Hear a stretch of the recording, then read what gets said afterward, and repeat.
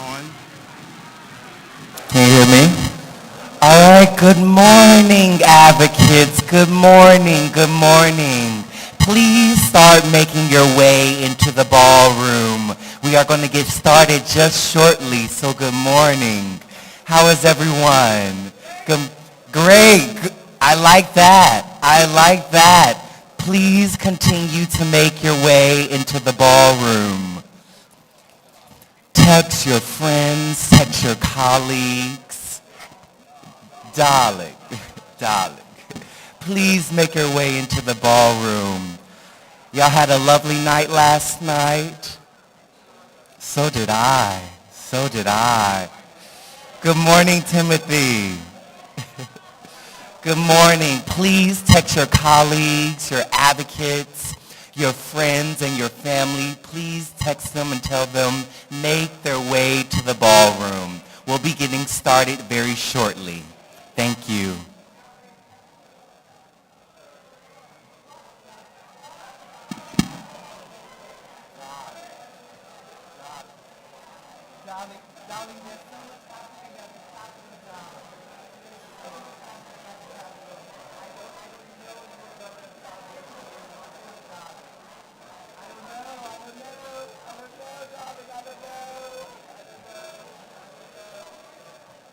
So much happening at the Capitol. Please make your way in. Oh yes, we got a lot to do today. There is so much happening at the Capitol. We must get into the room, get into the room.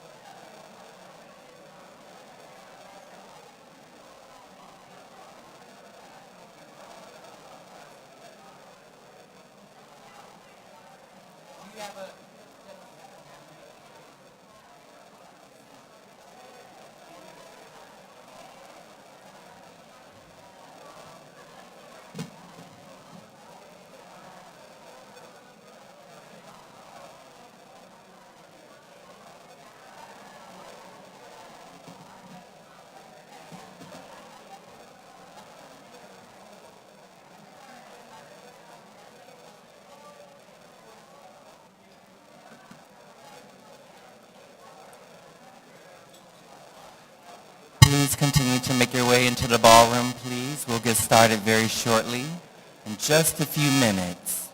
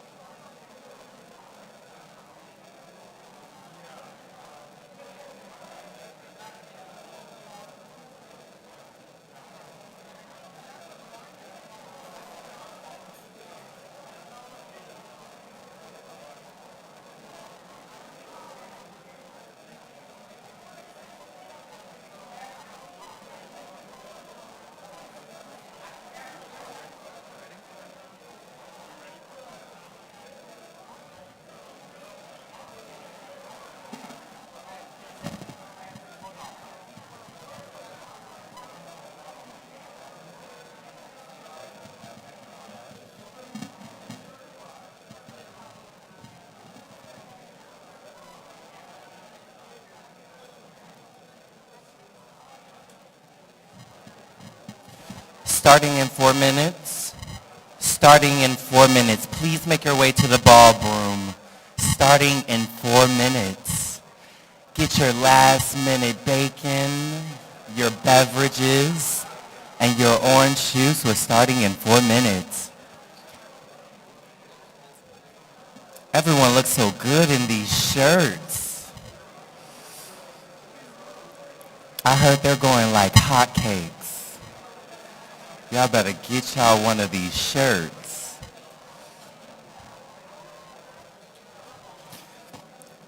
Please make your way to your tables and your seats. For 35 years, Gilead has worked tirelessly to create life-changing medicines to help millions affected by HIV. We work directly with communities to advance prevention and treatment. We advocate to fight discrimination and improve access to care. Together, we can help end the HIV epidemic for everyone, everywhere.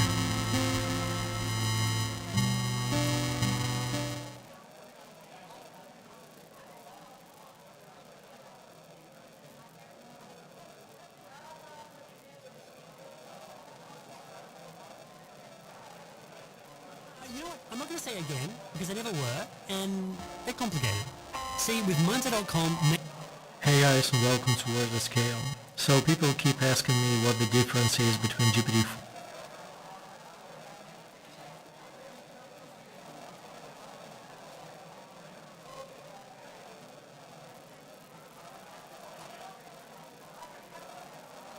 Jamás pensé llegar a ser homeless, jamás pensé llegar a ser trabajadora sexual.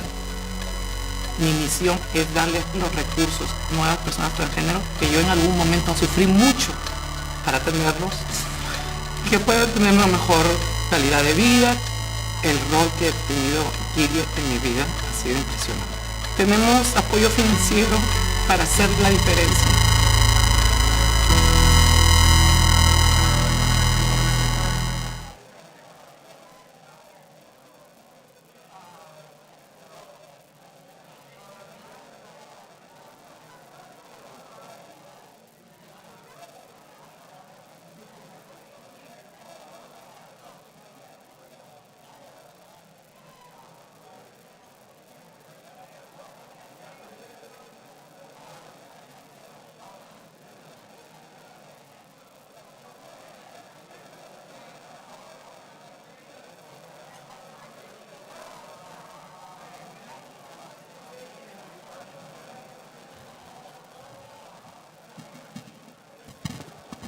Let me hear it. Follow me. Back in person and it feels so good. Back in person like we knew we would.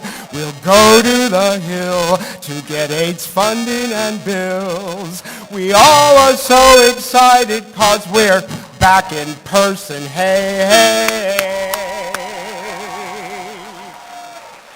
Welcome to AIDSWatch. It's been since 2019 that we've been in person, and I am so thrilled to welcome you back in person to the most important advocacy event of the year. I'm Jesse Milan, and I'm the president and CEO at AIDS United, and I can't tell you how excited I am, not just to welcome you to AIDSWatch, but to the 30th anniversary of AIDSWatch. And we've never missed a beat. We've never missed a year. A year, whether virtual or in person, of telling Congress our stories. Stories of people like you and like me. People living with HIV. People who are vulnerable to HIV. People who care about people with HIV. People working in the field of HIV.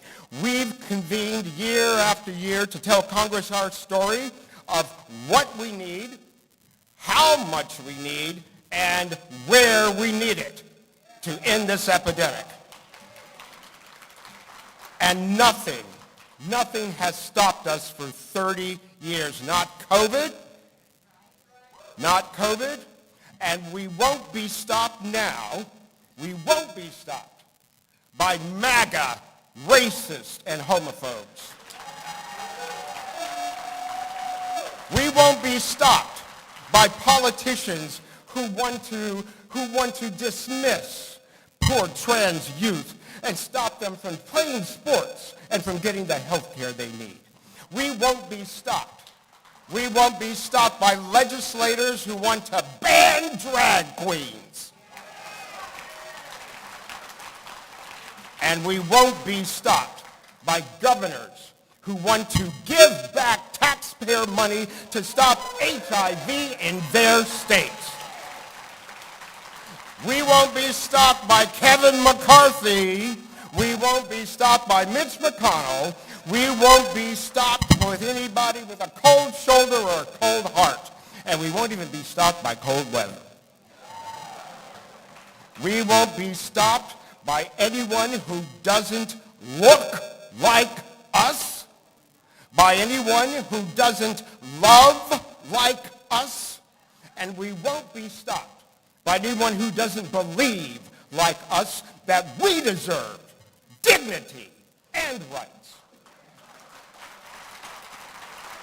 that we need programs and policies and funding. Why?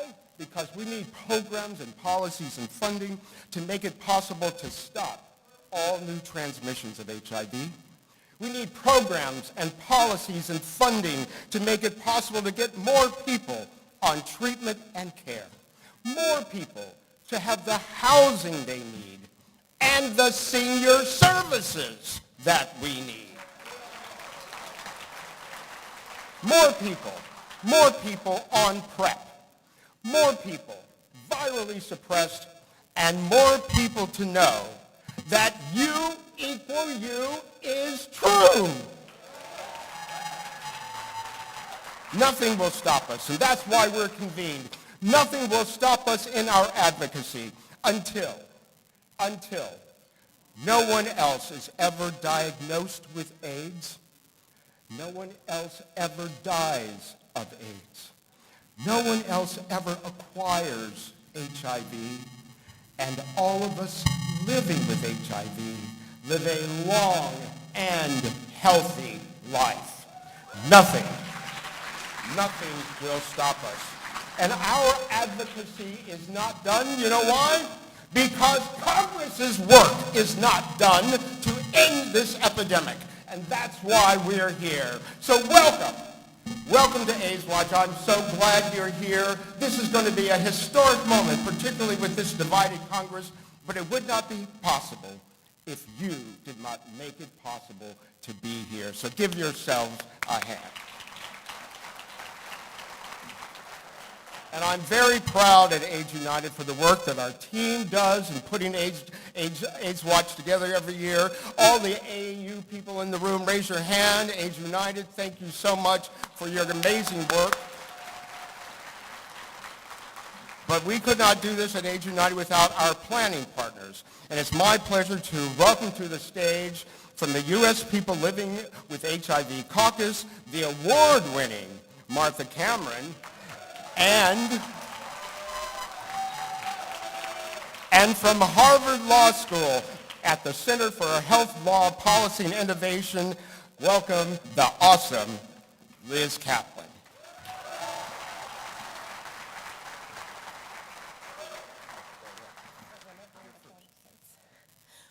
Come off mute and give some noise, AIDSWatch!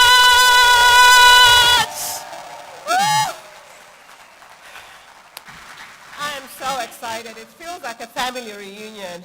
I am Martha, as you know, Martha Cameron, and I am the vice chair of the People Living with HIV Caucus. Woo! As you know, People Living with HIV Caucus is an organization that is made up of groups, individuals, organizations that are led by people living with HIV. We're predicated on MIPA, right? Meaningful involvement of people living with HIV in all areas. We, the caucus, represent communities that are most impacted by HIV. And all we are looking for is for dignity and human rights of people like us. The caucus is anchored by 7 major networks. They're all there. I don't have to read them. But everyone and anyone is welcome to join. And there's information out there. I'm putting a shameless plug. Please join the caucus. We do AIDSWatch every day, every week. We don't wait for AIDSWatch. So join the caucus. And there'll be information out there. 2 years ago, we demanded better. We demanded better. We set out a policy agenda, which was a roadmap for Congress, about things that we needed as people living with HIV. We wanted MIPA. We wanted to create a human rights environment for people living with HIV. We want to end racial and gender disparities. This is the only country that does not recognize sex workers and immigrants as priority populations. How can we end the HIV if we do not recognize sex workers and immigrants as priority populations? And then we talked about, as Jesse said, the quality of people living and aging with HIV. And we had some wins, people. We had some wins. Listen, the National HIV/AIDS Strategy in the implementation plan for the first time ever included a 5-part multidimensional quality of life indicator. First time ever. No more just looking at us like we're viral loads. It's not just about biomedical evidence. It's also about our quality of life. There was employment, mental health, well-being. Okay, just general well-being of people. The National Institutes of Health, Office of AIDS Research, included for the first time in one of their funding opportunities the fact that the caucus needed to be included as a key partner. I think that's great. I think that should be standard. The PACHA, the Presidential Advisory Council, released concrete recommendations of community concerns on molecular HIV surveillance. The White House, there's been some special people in ONAP, right?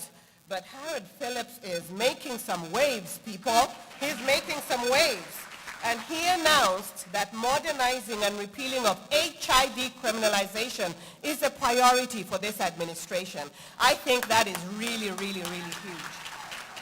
And also, as of 31st January this year, we have new HIV perinatal guidance for breast and chest feeding. It was about time. We still have work to do, people. The state of HIV is a little heavy right now, right? I think Jesse already talked about it. How can a whole state health department refuse money for HIV prevention? Why? We know that that is underlined by hate, by ideological stuff. Texas is trying to stop an abortion pill right now. Our reproductive justice rights have already been attacked. And Florida and other states are following suit with very hateful laws against trans youth. We must stop that. We must ask for access to comprehensive care for people aging with HIV and long-term survivors, people who were born with HIV. There's status neutral out there, people. It's great, but not if it's going to come out of funding for people living with HIV. Very soon, people who acquired Medicaid during COVID might be losing it by the end of this month. I think that's unacceptable. In this era of inflation, we got flat Ryan White funding. We're going to talk about that a little bit more. And then there's also need to continue fighting for employment services for people living with HIV. Also, come to a session and learn more about molecular HIV surveillance, people. We need to stop that. But remember, we are the subject matter experts. You are the subject matter experts. When you go to the Hill tomorrow, tell your story. Tell your story. That is the most important tool that we have. And politely, but make your demands. Make your demands known. And please join the caucus. Thank you very, very much.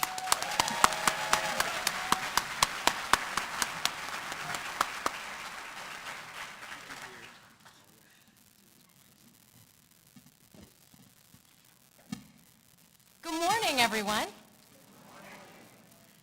For those of you I haven't met yet, my name is Liz Kaplan, and I am the new Director of Healthcare Access at the Center for Health Law and Policy Innovation of Harvard Law School, also known as CHILPI. I am so excited to be here with you for the 30th year of AIDSWatch, to be able to gather in person, and especially to meet and work with all of you. I have been living with HIV for 38 years, since I was a young child. There have been times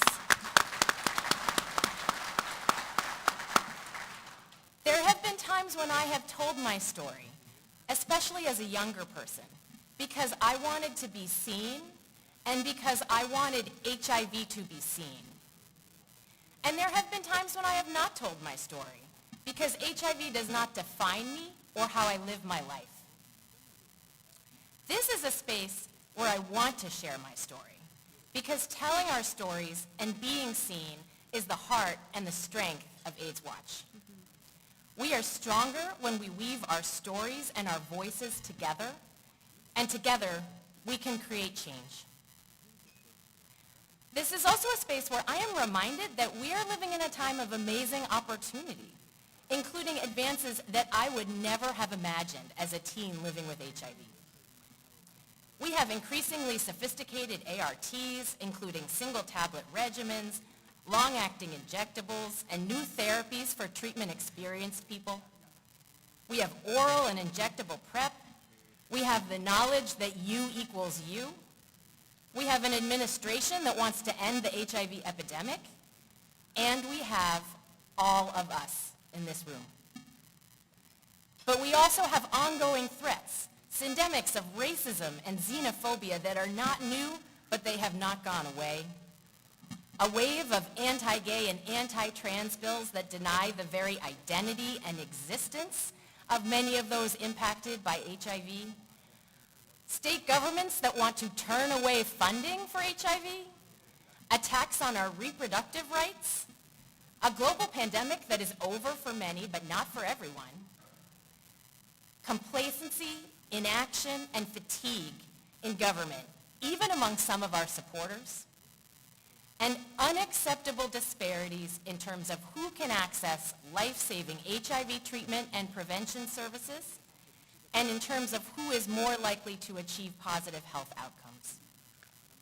So it is as important as it's ever been to tell our stories, and I am truly honored and encouraged to be alongside all of you in this. Thank you so much for being here, for telling your stories, and for being relentless in the fight to end the HIV epidemic.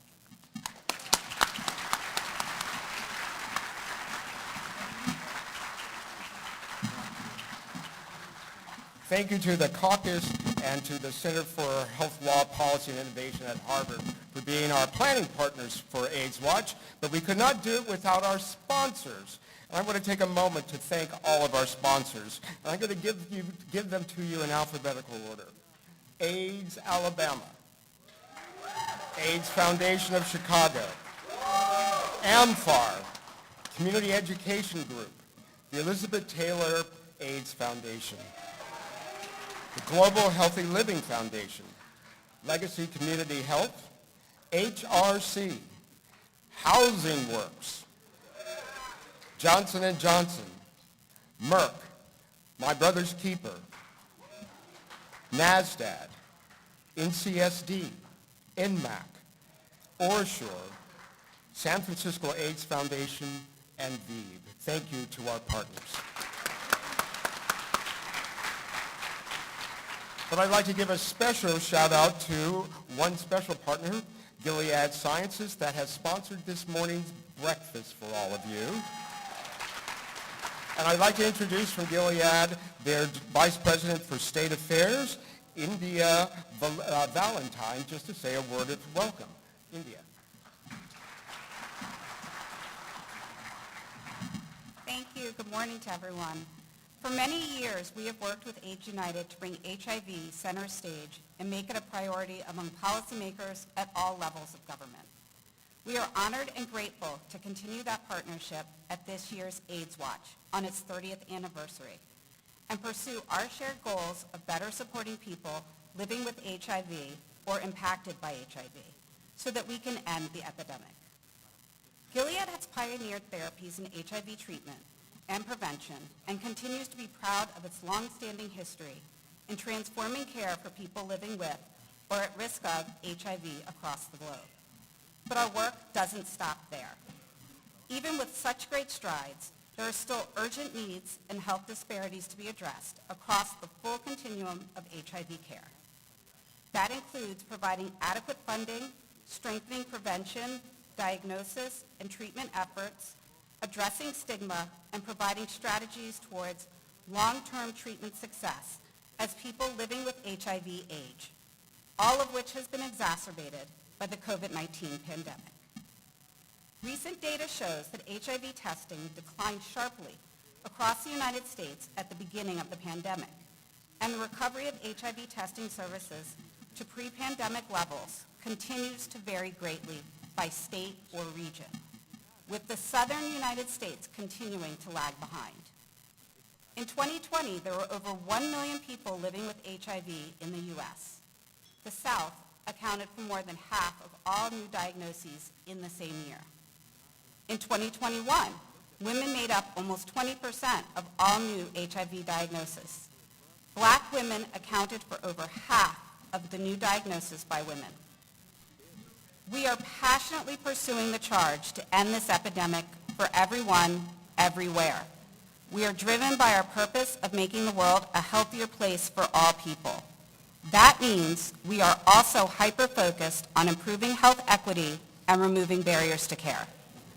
Beyond the science, we know it is critically important to collaborate with our community partners, like you, to help elevate the voices and experiences of those living with and impacted by HIV, to advocate for policies and programs that support equitable access to HIV testing, prevention, and treatment, and care.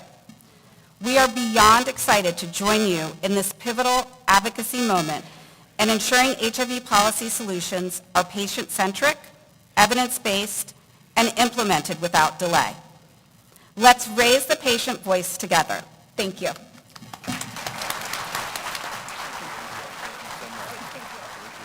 Thank you, India, and we're so glad to have the Vice President for State Affairs with us because we know that we have work in states to do, Tennessee, and Carl Maloney. Carl, our Vice President for Policy and Advocacy.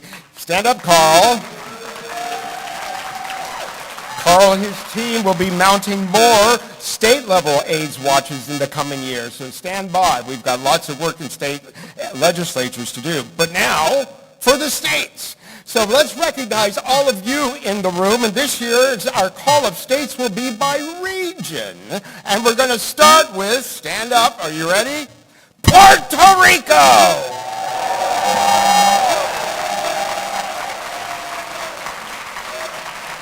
And from the Pacific states, Washington State, Oregon, California.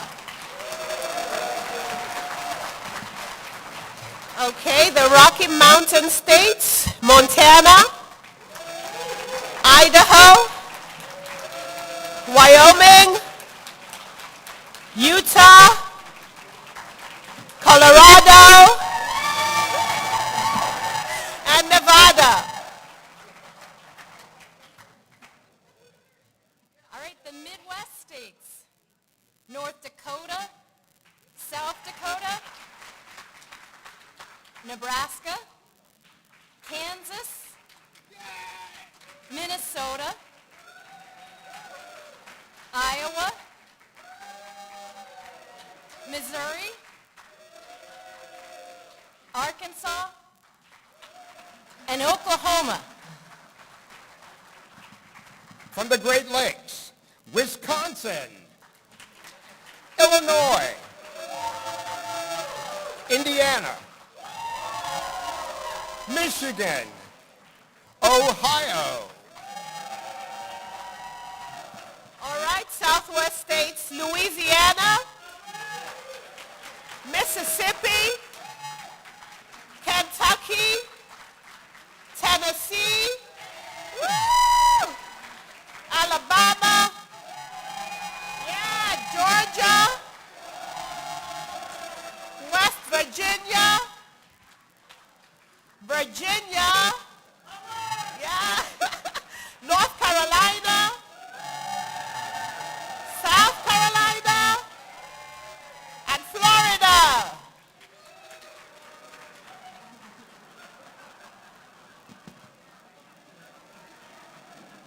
All right. All right, we got more. Southwest states, Arizona, New Mexico, Oklahoma, and Texas.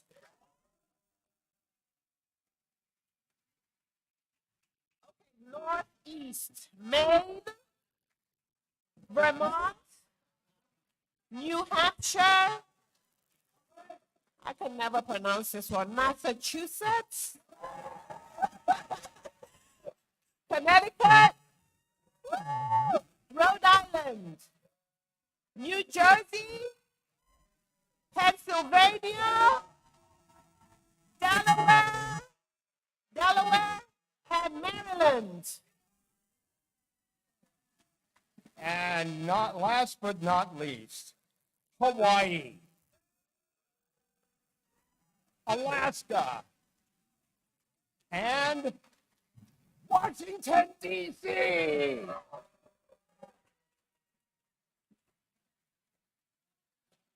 But New York, New York.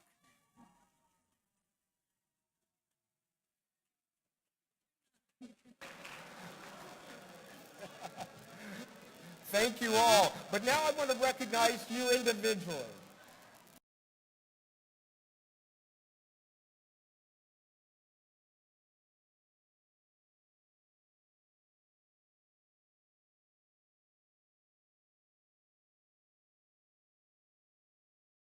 Is your first time at AIDSWatch, please stand.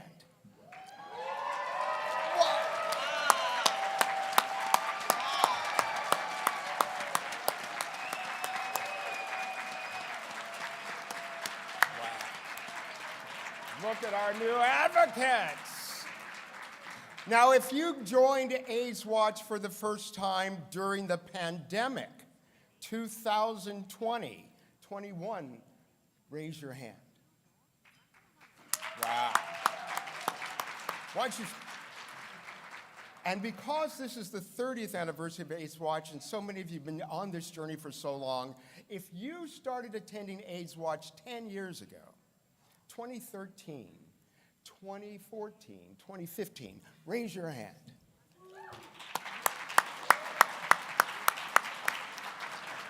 If you started attending AIDSWatch 20 years ago, 2003, 2004, 2005, stand up, stand up.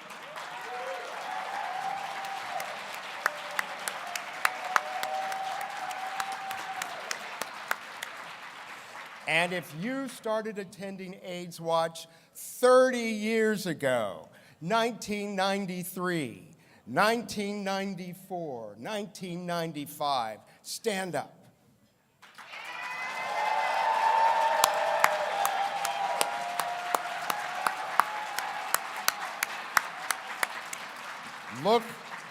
Look at that advocacy. So that's a picture we want. What a legacy. What a legacy of advocacy that has endured through the years. And we're going to have more time later this morning to celebrate this anniversary and some other important anniversaries.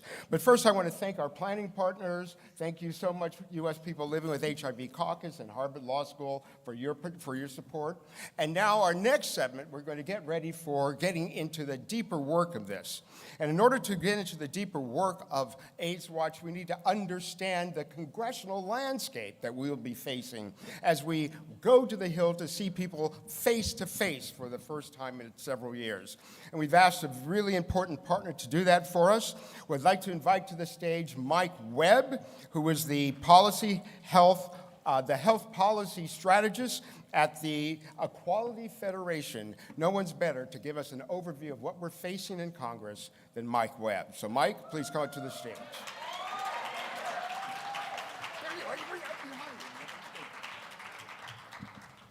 Thank you so much for that, and thank you, AIDS United, for your leadership on these matters. I know they gave me 10 minutes, but I'm going to try to keep it quick. I know we have lots of work to do. The words that are resonating with me right now are what Jesse just said earlier to open us up about how we won't be stopped. And as we think about ways that we won't be stopped, I want to remind us that a lot of important work happens also at the state level. And oftentimes, our HIV advocacy work specifically is uniquely intersectional. We're seeing at the states how some states are using HIV funding, HIV medications as a tool, as a weapon to attack people who have the ability to give birth. people who happens to be part of the LGBTQ plus community. Next slide, please. And hopefully you see on this map is where we're seeing the most active HIV-specific legislation right now across our country on a state level. And many of these states are here today. So as we advocate on a national level for better HIV policies for people living with HIV, let's also remember to reach deeper into our own individual states, where there are live bills right now moving in your state capitals. Next slide, please. There are 29 specific HIV testing bills moving right now, 23 bills that are trying to expand access to PrEP, mostly through community pharmacies. But I would like to remind us that our access to care, our access to PrEP, shouldn't be based off of patchwork legislation by states, which is why the advocacy we're doing here today is so critical and so important. There are over 144 HIV-specific bills moving in our state capitals right now. And there's potentially 1,200 additional bills moving in state capitals that can impact people living with HIV, ranging from insurance policies, et cetera. And there are 26 different bills that could potentially modernize HIV in our states or add additional criminalizing aspects in our states. And 35 sex ed bills. But again, none of this should be patchwork legislation. Your ability to understand sexual health should not depend on your state. The person living in Texas should not receive different HIV prevention or treatment resources than a person living in Massachusetts.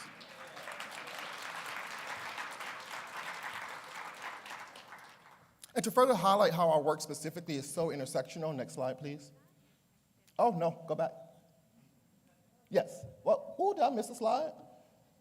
Well, I'm sorry for that. I missed a slide. But I wanted to tell y'all that there are 337 anti-trans bills moving right now. 337. There are 107 repro bills moving right now. 167 education bills that are bills banning books, bills saying don't say gay in schools, bills that are forcing students to be outed to their parents, bills that are preventing some of our historical Black organizations from being active on college campuses. A total of 429 anti-LGBTQ bills in total. The good news is there are also some opportunities in this. There are 26 older adults bills, right? And so as we talk about the intersectionality of our communities, we know that a person of trans experience is more likely to engage in HIV healthcare if they have access to gender-affirming care.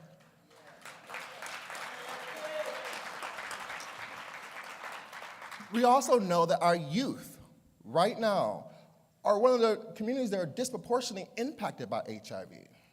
And so what do you think about trans healthcare bans for our youth? And how is that going to impact our youth who are also living with HIV? So our advocacy also has to be on the state level. And we cannot just be blind to the fact that when other communities in our movement are being attacked, we don't step up for that. We have to step up, we have to stand up, and we have to move forward for all of us, all people living with HIV. Next slide. So I'm not gonna preach because I didn't get asked to do that. But I've said this before, our HIV prevention and treatment services should not be patchwork. That's one of the things we should be telling our members tomorrow when we're meeting them. And why should I? There's so many resources in our states already. Why should I, as a congressperson or as a senator, care about this? It's unequal treatment across our nation. There's momentum building, thanks to many of the partners here in this room, including AIDS United, including Elizabeth Taylor AIDS Foundation, and including Equality Federation. There is momentum building, including Sarah Project, including Positive Women's Network. There is momentum building to modernize HIV in our states. But again, patchwork advocacy. The federal government has to step in. And we have to build a firewall because there are states identifying new ways to criminalize HIV. In New Jersey, we're seeing a bill move. In Ohio, we're potentially seeing a bill move. In Virginia, we're seeing a bill pass and enacted. And so as we try to modernize HIV from a federal level to a state level, we must be defensive as well to be proactively engaged with legislation preventing, criminalizing people living with HIV on all levels. We have to defend our transgender communities. We have to defend repro rights. And we have to take care of our older adults, many of whom, without them, we would not be here today in this room. These are just a few of the intersectional opportunities that we have, and thank you, AIDS United, and thank you, everyone, for giving us the space. Next slide, please. Oh, no, go back to the link. I don't know which slide that is anymore. There we go. Take a picture. We are constantly updating our alleged tracking. If you care specifically about HIV-related bills on a state level, you can visit this link right here, equalityfederation.org/tracker-HIV. We are human beings, so if you don't see a bill in your state in our tracker, don't yell at me, just email me. And I will make sure it's part of the tracker.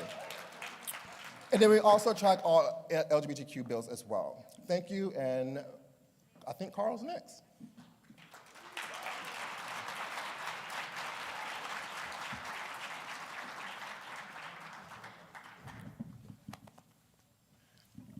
Good morning, everyone. I'm Carl Baloney. I'm Vice President and Chief Advocacy Officer with AIDS United, and I'm so glad to be here with all of you. You know, in her remarks, Martha said this feels like a family reunion, and she was mostly right. It is a family reunion. I joined the fight here at AIDS United about 8 years ago, and you all welcomed me with open arms, and it just feels right to be here with you all now.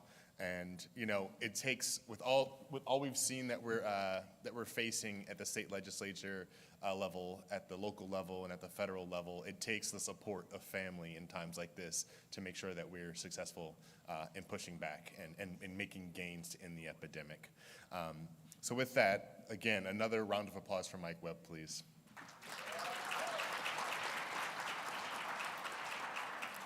State and federal level advocacy are both critical avenues for action in our movement and must be coordinated efforts to make lasting changes needed to protect our communities. Though you'll go home to your own states and lead advocacy work there, know that the AIDSWatch community is there for you as a resource, and as Achim reminded us last night, as a support for our times of hardship and celebrators in our times of joy. We'll turn now to discussing our federal priorities, the AIDSWatch policy ask, and some of which you'll be discussing on the Hill tomorrow during your congressional visits. Please join me in welcoming the AIDSWatch planning partners to come up to the stage. Where are my folks? I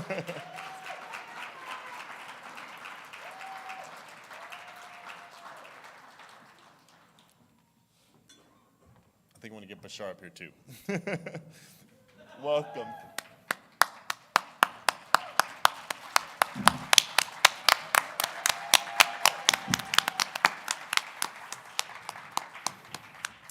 As important as different technologies and advances have been in changing the course of our movement, think ARTs, concepts like You Equals You, and community-led public dialogue about safer sex and harm reduction topics, our voices in our elected officials' ears is one of the most powerful tools we know to end the epidemic. While there are always going to be so many issues pulling attention, we have a powerful opportunity for our day tomorrow to focus and educate our lawmakers about the needs of people living with HIV. Thank you again for joining us here to create this change.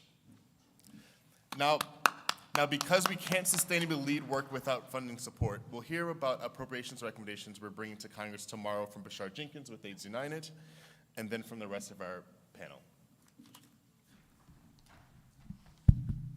Good morning, everyone. Next slide, please.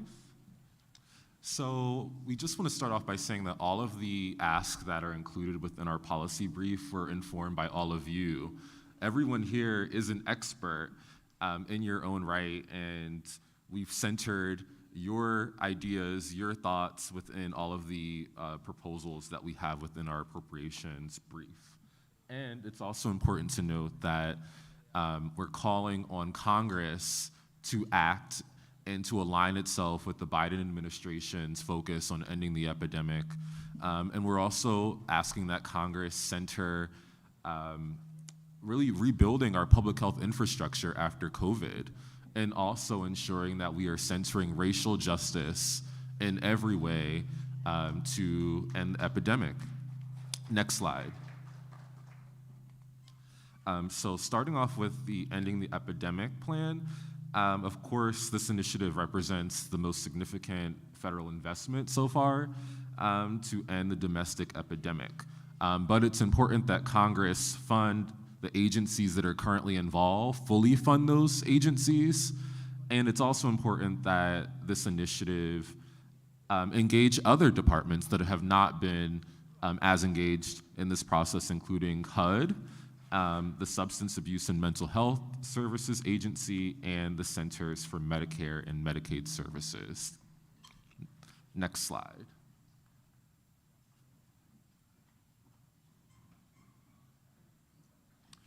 So the Ryan White program, of course, this is the largest HIV safety net program, and yet the program is not being funded at a level to really match the need within our communities. We know how important this program is. We know how impactful this program is to connect people to care, to ensure that people remain in care, and to ensure that folks are virally suppressed. But it's also important to recognize the role that this program has in serving folks that are aging with HIV as well. Just about half of folks that are aging with HIV receive Ryan White care.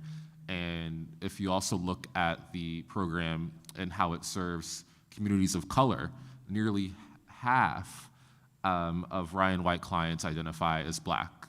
So we know the impact that this program has in serving vulnerable communities and populations. And so it's important that Congress appropriate $3.05 billion to the Ryan White program. Next slide.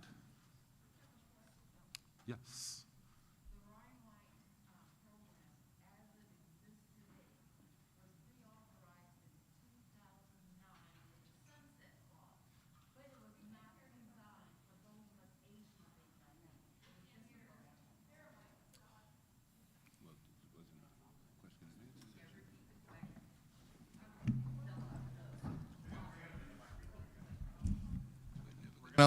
We're going to allow this one question, but this is not a question and answer portion. Since you mentioned those of us aging with HIV, the current Ryan White program does not include us because they did not expect us to live. It hasn't been reauthorized since 2009. I'm not asking for a reauthorization. It needs to be dismantled and rewritten to cover those of us who are aging. There are no services that are allowable for things that we need as we are aging. So that's something that we need to be thinking about because it has to get done. And I'd actually like to respond to that. Thank you for that question. So we've gone through a few administrations and several Congresses since the last reauthorization of the Ryan White program. there's been a constant refrain across the community is not yet, right? There's so much at risk when you open up the program to harm with the intention of doing well. I think with the current mix of this Congress, now is still not the time, but it is the time for the community to really think and gather the set of priorities that they have for when there is an opportunity to reauthorize the Ryan White program. We would love to be a part of convening the community to get your input. It's going to take, this is a behemoth effort, right? This is a behemoth program. So it's going to take the collective minds of this community to make recommendations for an update. Older Americans living with HIV are a critical population. We know, more than half of folks are graying with HIV now, entering that older cohort. We're working with the Senate Committee on Aging on the Older Americans Act to make sure that it is inclusive of policies that protect people aging with HIV and other long-term survivors. But thank you, Bashar. Sorry to hijack that. So we're also, of course, centering HOPWA. Of course, we know that housing is a critically important element of ensuring that people get the care and can remain in care that they need. So we're asking that Congress appropriate $600 million to HOPWA. The current funding levels is completely insufficient to ensure that people are housed. And we also know, of course, with COVID, that a lot of folks' housing was disrupted. And of course, given these bills that we're even seeing at the state level that's targeting LGBTQ youth, the impact that even has on housing insecurity as well. So it's important that Congress really recognize that we need significant investment in HOPWA to ensure that folks are housed. Next slide. So the Minority HIV/AIDS Fund, which turns 25 years old this year, and I think it's also important to note that this program began and was spearheaded by a Black woman, Congresswoman Maxine Waters.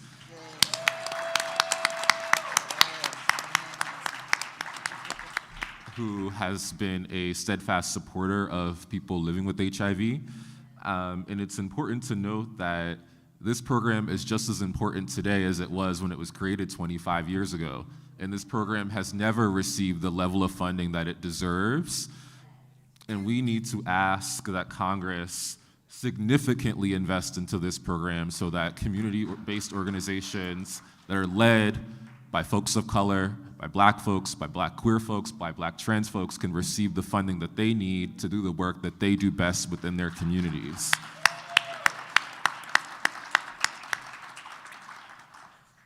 Next slide.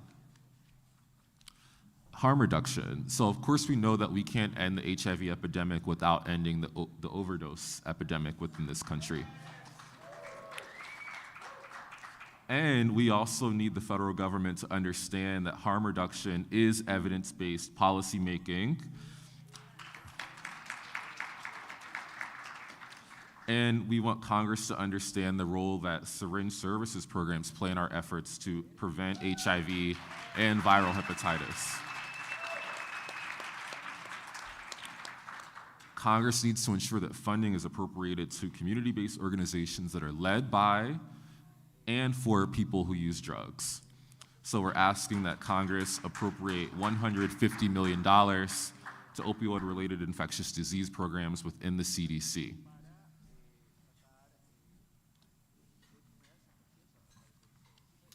All right, thank you, Bashar. Next, we'll hear from Chair of the U.S. People Living with HIV Caucus Policy Action Committee, Malcolm Reed, and Achim Howard of Trans Men Rising to discuss some of the civil rights and quality of life policy recommendations we're making to Congress. Welcome, Malcolm and Achim. Thank you.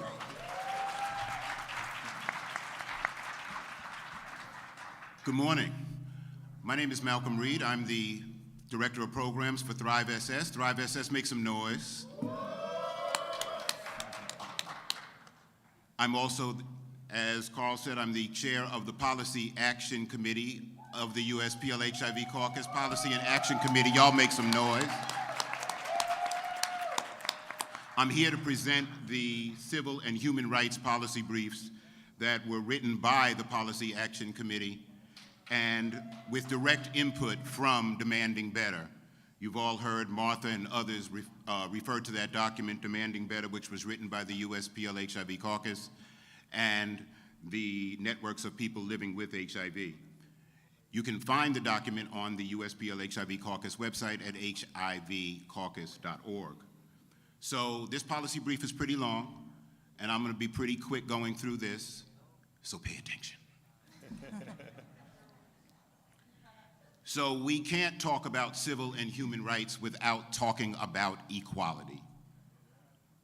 We can't advocate for civil and human rights without advocating for equality. So the first ask is that Congress must pass the Equality Act. The Equality Act amends existing civil rights laws to prohibit discrimination based on sexual orientation, gender, identity, employment, housing, public accommodation, spaces and services, as well as credit and jury service. We must protect the rights and lives of LGBT youth.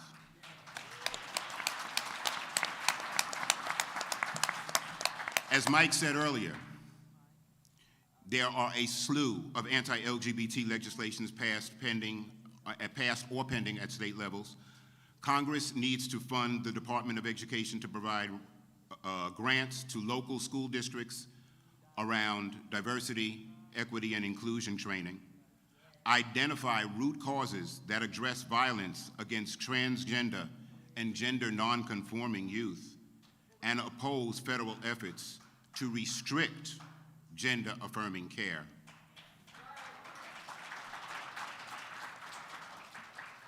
We must protect and enhance voting rights.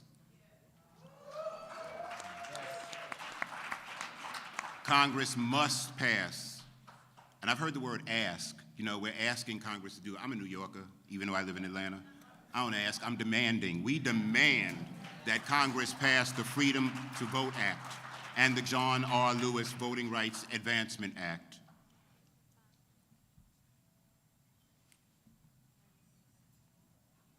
We must protect and fight for gender justice.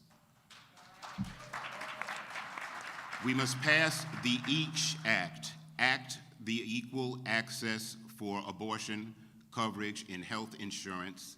We must pass the Paycheck Fairness Act, and we must pass the LGBTQ Data Inclusion Act. We must protect immigrant rights.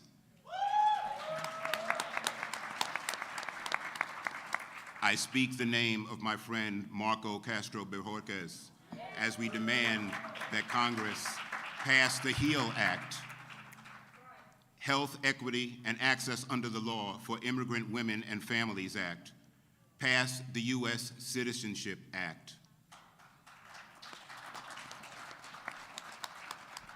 As a black man, I must demand that Congress reform criminal justice. We must pass the George Floyd Justice and Policing Act.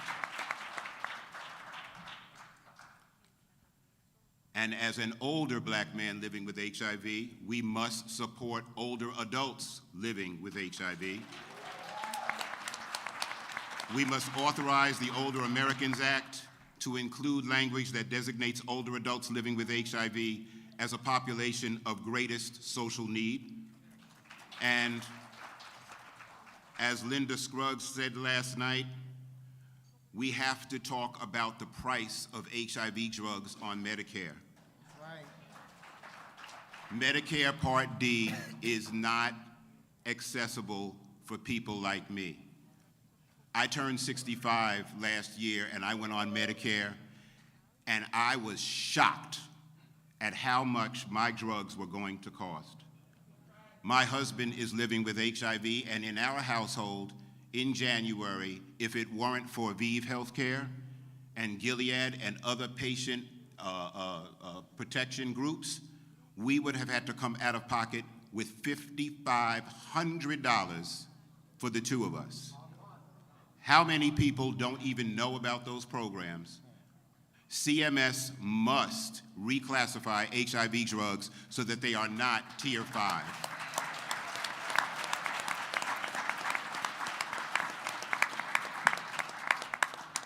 And stop criminalizing people living with HIV.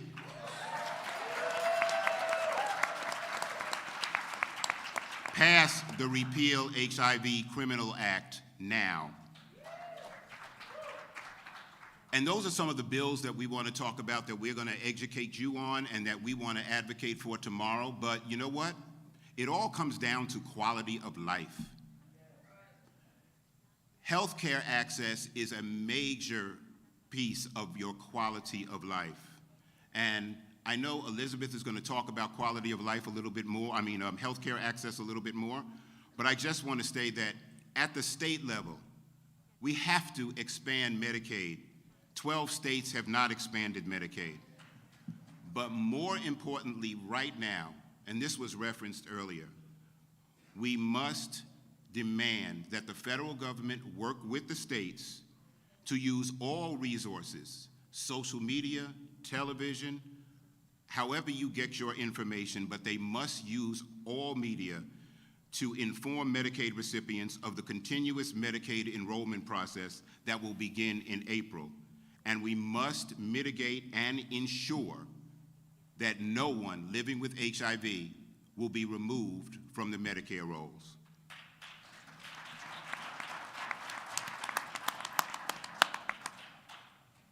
As far as Ryan White appropriation, Bashar mentioned it, we are not going to end the epidemic by holding Ryan White funding flat. That makes absolutely no sense. And while I support prevention efforts, you cannot end the epidemic by moving funding from care to prevention, because care is prevention. U equals U.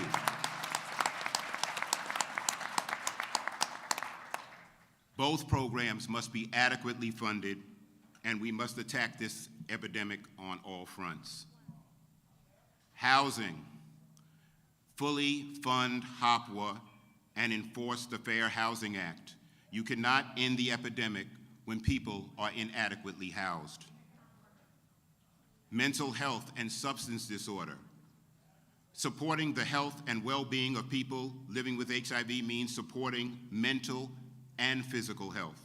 We cannot end the epidemic if people living with HIV are not mentally prepared or able to deal with their HIV.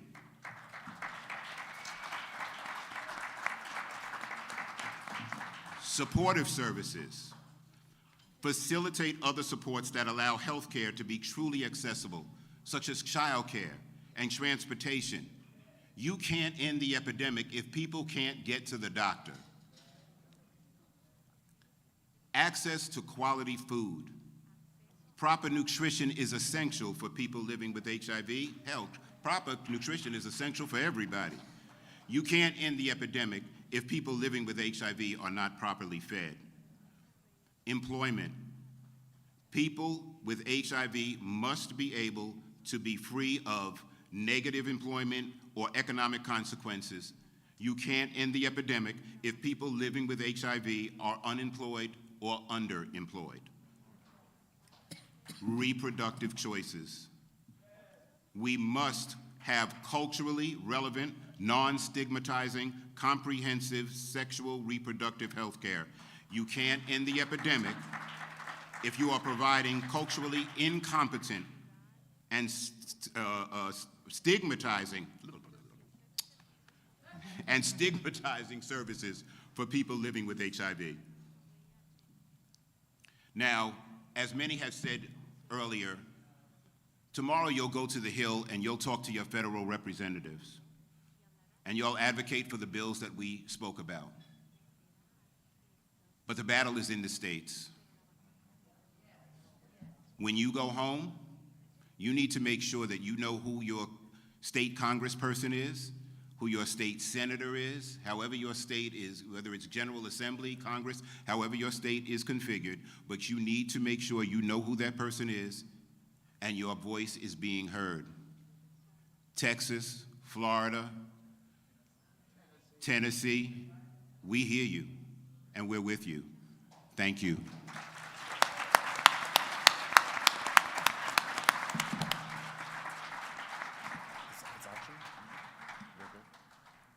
Next slide. So, in addition to Ryan White funding, a huge issue in... I think I'm sorry. Oh, sorry. I think we're a little out of order. Yeah. Achim, do you have anything to add? You said, my big brother said basically everything. When you go to talk to your legislators tomorrow. Can't hear you yet. I guess my mic not on? Take this one.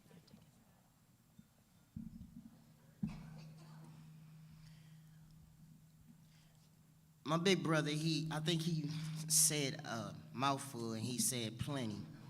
Half of the stuff he said I can repeat, but when you go and talk to your legislators,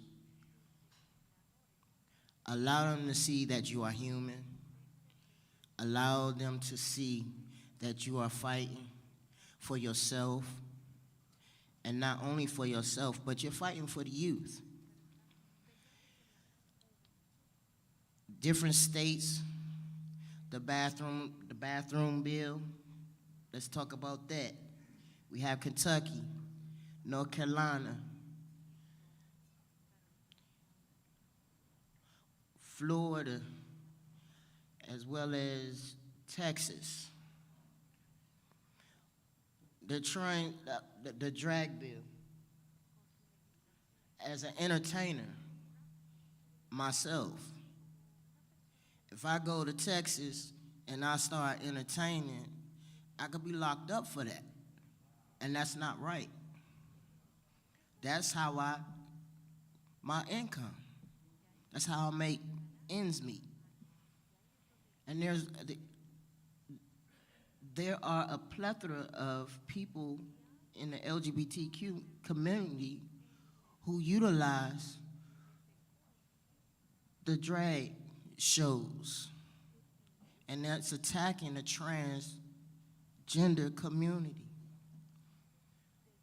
When you go and talk to them, we are people. In Texas, they can deny you access in a business just because they don't want you in there.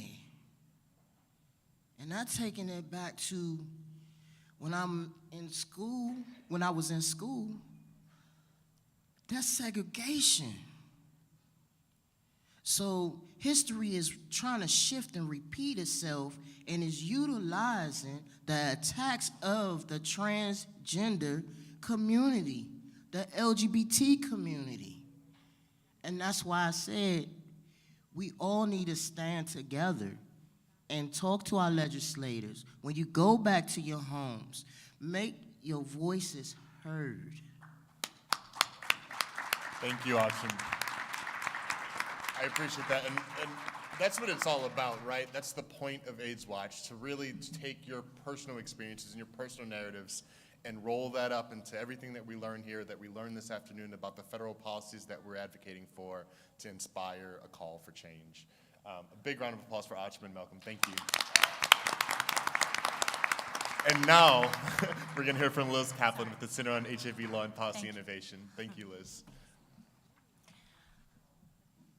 So in addition to Ryan White funding, another huge aspect of access to health care in the HIV community is Medicaid. Let's see if I can you hear me better? Better. Okay. So another huge issue in terms of access to health care is, of course, Medicaid, which is the single largest source of health insurance coverage for adults living with HIV in the United States, covers approximately 42% of adults with HIV. Now, with the debt ceiling looming, Republicans are expected to propose a budget that slashes spending in key areas, including health care. They've promised not to target Social Security and Medicare, But that leaves Medicaid as an expected target for cuts, so we need to be aware of that. This could take a few different forms. One is trying to impose work requirements, something that's been tried before. It does not go well. It is very hard for people to comply. Even if they can work, it is very hard to comply with the administrative burdens of work requirements. And make no mistake, this is a cut to Medicaid.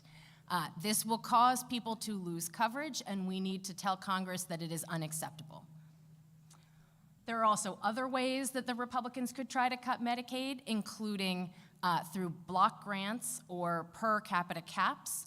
What you need to know is that these are basically strategies to reduce the amount that the federal government spends to support the states in administering Medicaid. Block grants is essentially a total amount that the federal government would pay to states.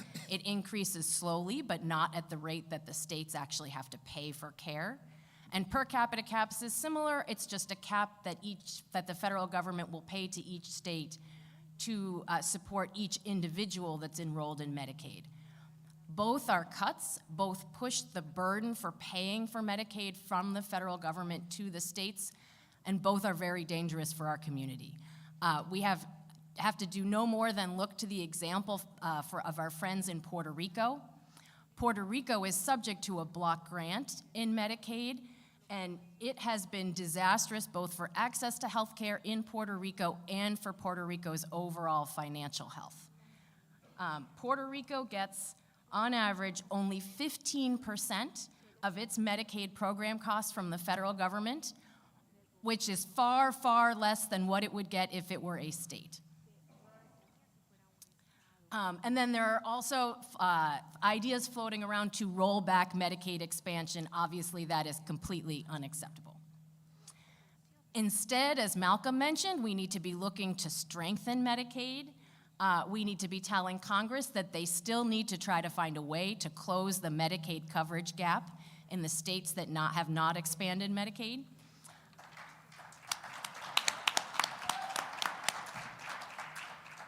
We have more than 2 million uninsured adults who fall into the coverage gap in those 11 states.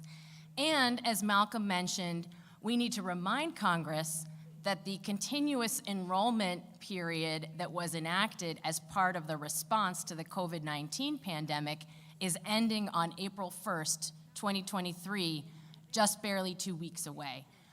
And at that point, people have not had to reestablish their eligibility for 3 years. And they have not been able to be terminated from Medicaid for 3 years. And there is going to be, mark my words, a rude awakening on April 1st. A lot of people are going to be losing coverage, especially if they don't have the information that they need, and especially if they live in a non-expansion state. So we need Congress's support to address that. We go to the next slide. We also want to tell Congress to address barriers to PrEP. We know that PrEP is extraordinarily effective. It reduces the risk of getting HIV through sex by 99% and through injection drug use by 74%. But access to PrEP is not equal, and there are many barriers for people to get access. For example, although most people with private insurance and with Medicaid can access PrEP with no out-of-pocket costs, that leaves far too many people out, and it's not working as well as it is supposed to. So we have folks who are uninsured or underinsured who need access. We have folks who are improperly being denied coverage for things like lab testing that you need in order to be on PrEP. We have folks who can access the oral PrEP, but not the long-acting injectable, which we know is essential for some folks who can't adhere necessarily to the daily oral regimen. And we have a lawsuit pending in Texas that could take away that right for anyone on private health insurance and for many people in Medicaid programs to get PrEP for free. We need Congress to be aware of that, and we need Congress to be supporting efforts to maintain the access that we already have and to expand new avenues to access, including enforcing compliance with the laws that we have. Go to the next slide. Next slide. And finally, we want to ensure that everyone can access care. And that can take various different forms. So for example, supporting legislation that promotes racial justice, health equity, and invests in culturally competent care.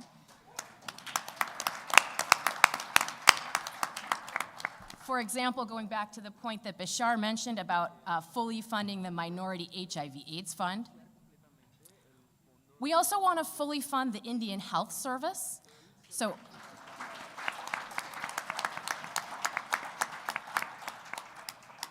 historically insufficiently funded, and we can ask for advance appropriations so that there is a more reliable funding stream for that essential program.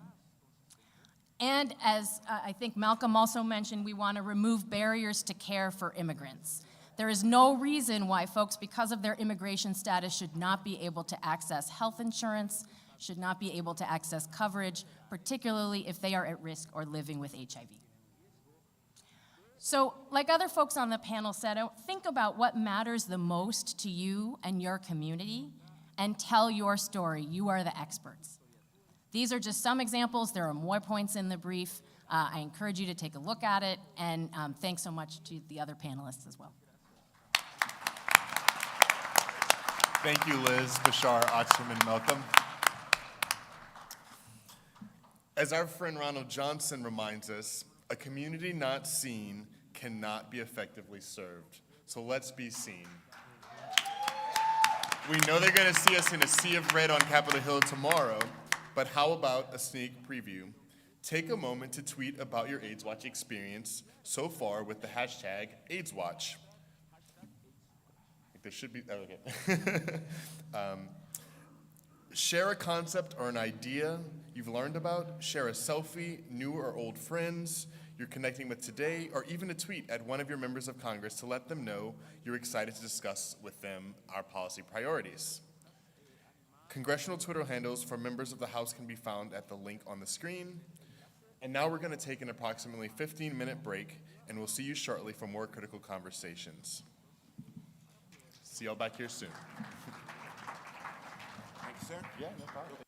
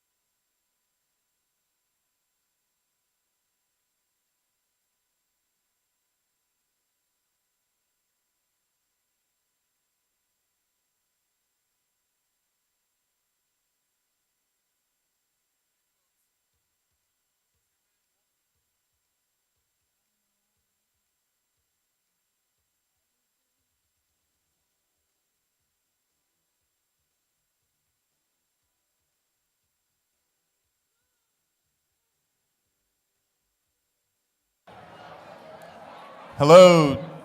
Okay, now they're on. 2-minute warning, folks. We're going to return to the programs. 2-minute warnings, please return to your seats. If folks out in the hallway want to come in, please come in, return to your seats.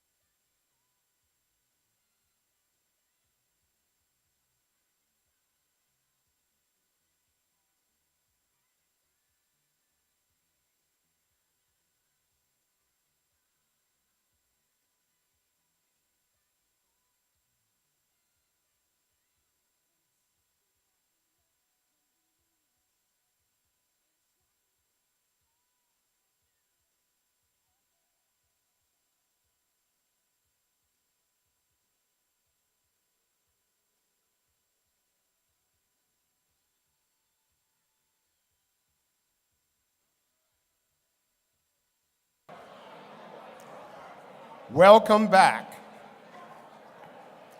Welcome back to the second session of our morning plenary at AIDSWatch. And thank you all for continuing to support us and to support each other as we reconvene for another session discussing important issues that all of us as advocates should be aware of. I want to say a special thank you to some special guests, and that includes members of the Board of Trustees of AIDS United, Eugene McCrae, Dr. McCrae, and other board members who are here, Marcus Wilson, Nana Khanna, Bill Keaton, thank you for the support that we get from our Board of Trustees. And some special guests, Daniel Francesi. Are you here, Daniel? Daniel, where are you? Daniel, thank you so much. Actor Daniel Francesi, who's an ambassador for the Elizabeth Taylor AIDS Foundation, and a new friend, John Roberts, who's the voice of Linda in the Bob's Burger movies. John, thank you for joining us. So we are continually appreciative of all of our donors, all of our sponsors, and of course our Board of Trustees. But this next section is about that special 30th anniversary, the one that we are all convened to help celebrate, and that will be an exciting opportunity for us to take that message for the 30th time to Congress about what we need for in this epidemic. But this is not the only important anniversary this year. This year is also the 20th anniversary of the PEPFAR program. PEPFAR, the President's Emergency Plan for AIDS Relief, and because of our advocacy and support for PEPFAR, 36 million people have had their lives saved, and today 23 million people are on treatment and care around the world. This is also the 30th anniversary of the Office of National AIDS Policy at the White House. And over the years, We have had some wonderful advocates who have served at the highest level of our government by being in that office at the White House, and we have some of them here for you today. And so this next section will be able to bring their voices to you. But there's another anniversary. This is the 40th anniversary of the Denver Principles.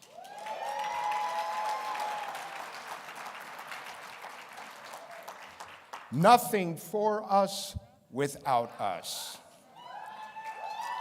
People living with HIV must be at the table, people vulnerable, people who are concerned about HIV. We must be at the table. Meaningful involvement means that we are not just in the room, we're at the table making the decisions. It is more than a mantra. It is a directive that all governments and all organizations doing anything to support HIV or even to think about HIV need to have us in the room to help guide their decisions and guide their activities. And so the Denver Principles are important. And I mentioned, of course, that this is the 30th anniversary of AIDSWatch, and we've got the perfect person to lead this next section on all these important anniversaries.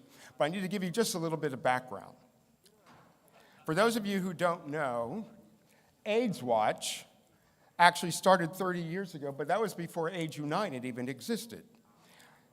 AIDSWatch was the brainchild of the National Association of People with AIDS, or NAPWA. NAPWA understood that there was no more powerful advocacy than us telling our stories directly to decision makers. And that has carried on for 30 years. And so to moderate our session on these important anniversaries, we have our friend, my friend, a brother who's living with HIV, Cornelius Baker. Cornelius was the director of policy and then the executive director at NAPWA when AIDSWatch started. And since then, he served as the executive director at Whitman Walker. He served as the HIV lead at FHI 360 and as a senior advisor, not only for the PEPFAR program, but for the Office of AIDS Research at NIH. There is no better person to guide us through these momentous anniversaries than our brother, Cornelius Baker. Cornelius, take it away. Good morning, everyone, and you all look fabulous, as always. Jesse was so kind in that introduction, and I just want to give recognition to a couple other folks and entities. You know, back 30 years ago, we barely had any funding, and the people who actually first started organizing in a real concerted way to come up on the Hill was the California folks, led by the San Francisco AIDS Foundation and along with AIDS Project Los Angeles. And they formed a delegation that went up on the Hill and started lobbying for funds, and that ultimately led the way into what we now know as AIDSWatch. So where are all the California people? Stand up so we can give you a big old thanks. Right. So we thank you and we love you. And early on, there was an organization called the National Organizations Responding to AIDS. It was a coalition of all the national AIDS organizations. And initially, NORA, which put out an annual policy brief and recommendations to Congress, et cetera, was going to organize AIDSWatch. And there was a lot of kerfluffle going on. And so out of that process, you know, we basically said at NAPWA, oh no, our lives are in the balance, we're going to do this thing, and everybody else just needs to get on board. And so that's how we ended up. But I will also say, after that first AIDSWatch, none of what we did then, and as each of you get your schedules for tomorrow, I have mine for my meetings tomorrow. Where's Christopher Cush? Is he in the room? Christopher came to us as a little baby. I mean, like, you know, barely out. Christopher, get in here. Christopher was barely out of diapers, and he came to Washington, and he became the staff person for AIDSWatch, and we were talking this morning. When he crossed that 14th Street Bridge, he knew he was home in Washington, D.C. And so we thank you, Christopher. So, but, you know, and that's the secret of this, right? It's having people who are committed, who are dedicated, like all of you, who are taking of your time and being here. And it's about, you know, I get to sit here and have the microphone, but it's about good staff. It's about the people who do the work. And so each of you back home have the same thing. And those people are relying on the work that you're going to do tomorrow, because that supports them and it supports all the people in your communities. And so we're just so grateful for your being here. We're going to have two, we're having, this is the National AIDS Policy, the Office of National AIDS Policy Day. As Jesse mentioned, 30 years of that office. We'll talk about it a little more. Well, I'm going to bring up Sandy Thurman, who served as the Director of National AIDS Policy and Special Envoy on Africa under President Bill Clinton. She was his third National AIDS Policy Director. We tried to make her the first, and then we tried to make her the second, and we had to keep running people out of town until she finally decided to take the job. And so we're so glad for that. Okay, so Sandy Thurman, come on up. And then we have our current National AIDS Policy Director, Harold Phillips, and we're so happy because Harold is great, because Harold, he came to Washington, and he, you know, just a little secret for those of you who don't know. So Jeff Crowley, who's not here, but you're gonna see in a minute, and Harold were college roommates. And now, so they're probably the only two college roommates who've also served in the White House in the same job. And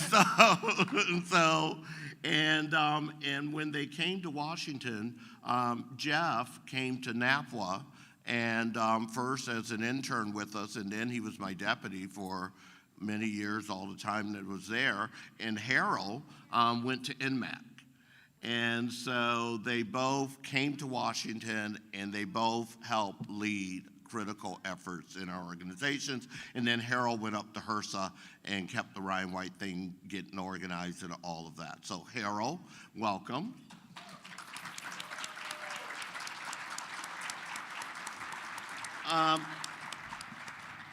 Fortunately, we have these two here, and we have two very special videos.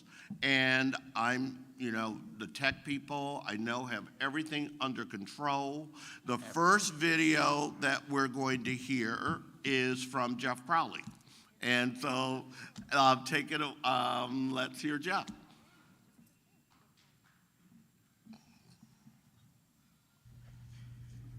Hi, this is Jeff Crowley with the O'Neill Institute at Georgetown Law. I'm sorry I'm going to miss your panel of ONAP directors. You know, it was my huge privilege to be President Obama's first director of the Office of National AIDS Policy and Senior Advisor on Disability Policy from 2009 to 2011. That was an eventful time for our community. President Obama released the first comprehensive national HIV/AIDS strategy. He eliminated the entry ban, a process started by President Bush. And he did this small little thing called enacting the Affordable Care Act.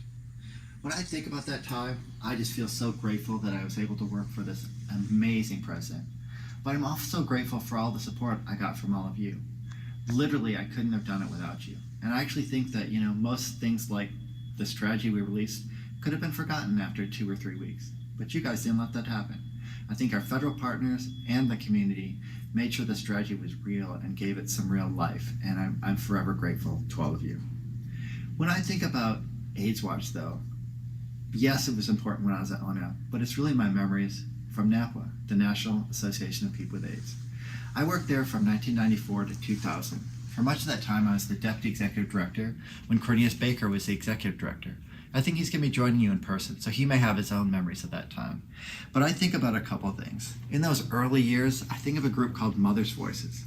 As it suggests, it was mothers who'd lost their sons and daughters to HIV. And they would show up and get meetings with members of Congress with photos of their dead children. Sometimes they were, quite frankly, aggressive and rude, but it was just characteristic of that time. I don't encourage any of you to be rude. You know, as Jesse Milan or Carl Bologna will tell you, be nice to everybody, because we really need to foster long-term relationships, but we can still just think about the spunk and fight that we had early on, and hopefully a spirit that we retain today. I also think about when I was at the White House, my boss was the President's Domestic Policy Advisor. And, you know, once, we didn't need to tell her about HIV. She knew people with HIV. But I once led her work on Alzheimer's disease, and we had a convening on early onset Alzheimer's. Now think about what the President's Domestic Policy Advisor does every single day. She covers his entire domestic agenda, meets hundreds if not thousands of people every day. Well, 6 months after we had this meeting, she's asking about this person she met. He really touched her and had an impact. That's the kind of impact all of you have when you go up to the Hill. It's so important. Now, to me, there's two parts of AIDSWatch that are really important. It's what happens when we all come together. I just love the fierceness of our community, the diversity. I want to pause, though, and give a special dose of love to trans people who've come for AIDSWatch. You know, it just hurts every time we turn on the news or read a newspaper. There's just more hate and vitriol directed at trans people. I hope here at AIDSWatch you feel enveloped by love. I want you to know that you're important to me and you're important to our broader community. So yes, we can have fun at AIDSWatch. Hopefully I saw many of you at the reception the other night, but you're really here to have an impact on the Hill. This is so important. You know, virtually every other consumer advocacy group has copied AIDSWatch because it's so impactful. So go up there, tell your stories, share your passion, and let's keep this country invested in our fight. Thanks for what you do.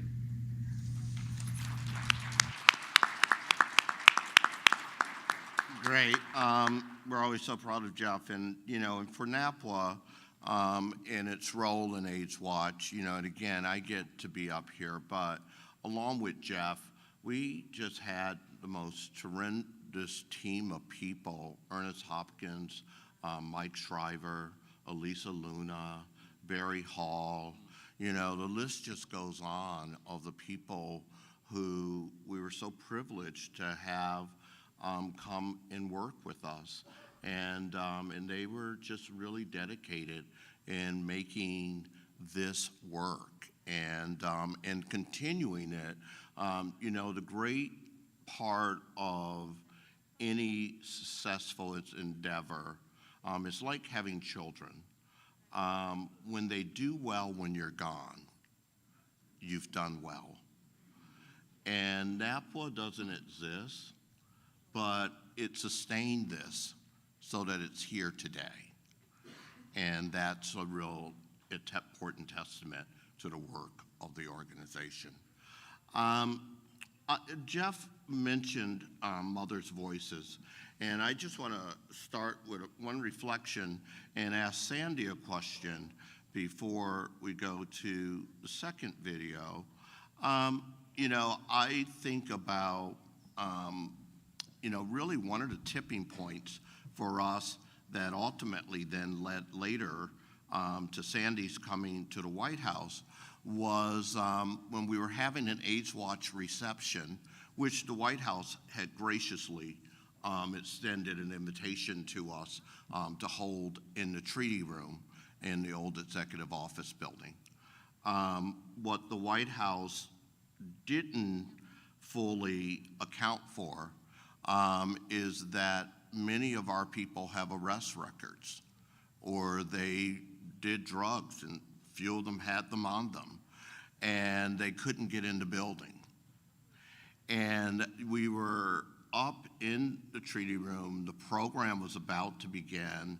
The then director was actually about to introduce me, and Eileen Mitzman, one of the leaders of Mothers' Voices from Philadelphia, Pennsylvania, And she said, oh, we can't stay here.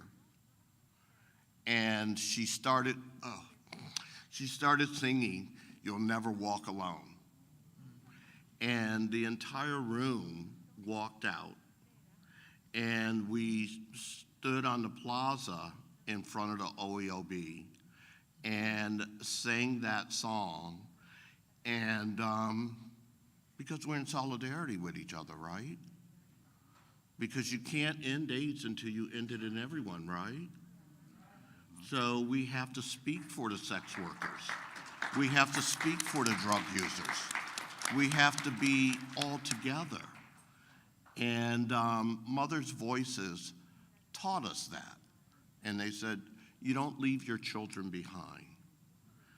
And so that's a memory that I cherish and keep with me. Sandy, you've been at AIDS Atlanta as an executive director. You've lobbied the Hill. You've also sat in at the White House. Tell us a memory about doing that work that comes to your mind. Gosh. Thanks, Cornelius. This is on. Well, there's so many memories at AID Atlanta and at the White House and in lobbying. And I think the most important thing for me was that my experience actually on the ground, and I think that was the same for all of us who've held this office, or at least the ones that you didn't run off, were just extraordinary, and being able to bring that experience and those stories to the White House office was really important. But I think that the most important thing, and it was a really wonderful memory of our colleague Keith Kyler, is that, you know, the voices of people outside and the partnership with people inside becomes really, really important, because sometimes we're at odds if we're in government with what, you know, folks want to do from outside. But creating partnerships and understanding that there's always going to be some tension, that one group is on one side, or one person's on one side, one's on another, and that you have to make that work. So I was sitting in my office, not the one at the old executive office building, but across the street at Lafayette Square, which is that, you know, little park right across the street from the White House that has those row houses. So one day I'm sitting in my office, and all of a sudden some colleagues had told me they were going to be in town, led by Keith Kyler, who was at Housing Works, the deputy director at Housing Works, and a great advocate. And he told me he was going to be in town, and all of a sudden I hear some, you know, folks are downstairs, and I think, you know, that's fine. All of a sudden, all these people come upstairs into my office and take over my office with me in it, led by my good friend Keith Kyler and a whole bunch of folks, because they couldn't get an appointment to go into the White House, and so the only office they could get in was mine. So they came and they chained themselves to my desk. And so I looked at Keith and I said, I hope, like how you think you're going to get some of this stuff out of this fucking inbox while you're here, because otherwise you're welcome to stay, but the work has to continue. It was the most hysterical thing. So the Secret Service was called, and they came to the office, and they were all upset, and they came in their little black gloves, which caused a whole kerfluffle, to use your word, as you can imagine. But they came in, and, you know, they arrested everyone, and they took them off to jail, which we, you know, expected. And so the Secret Service came to me afterwards. They said, who in the world invited those people in? And I said, well, I did. They said, well, what were you thinking? But my best memory of that is when Keith was being taken out of our office in handcuffs. He turned around and he said, we ought to be out in 2 hours. Meet me across the street at the Hay Adams for a martini. And I said, yes. And we did. So that's the way it has to work, is that we're working, you know, with each other to get the most important things done and tell those messages. But I think that's the inside-outside game, the importance of all of you being on the Hill, understanding that, you know, what appears to be your enemy can actually be your best friend, and staying in those relationships for all these years that we've been in relationship is actually the most effective and the most fun and the best part of being in this business. Thanks. Great, thank you. Why don't we hear from Douglas Brooks now?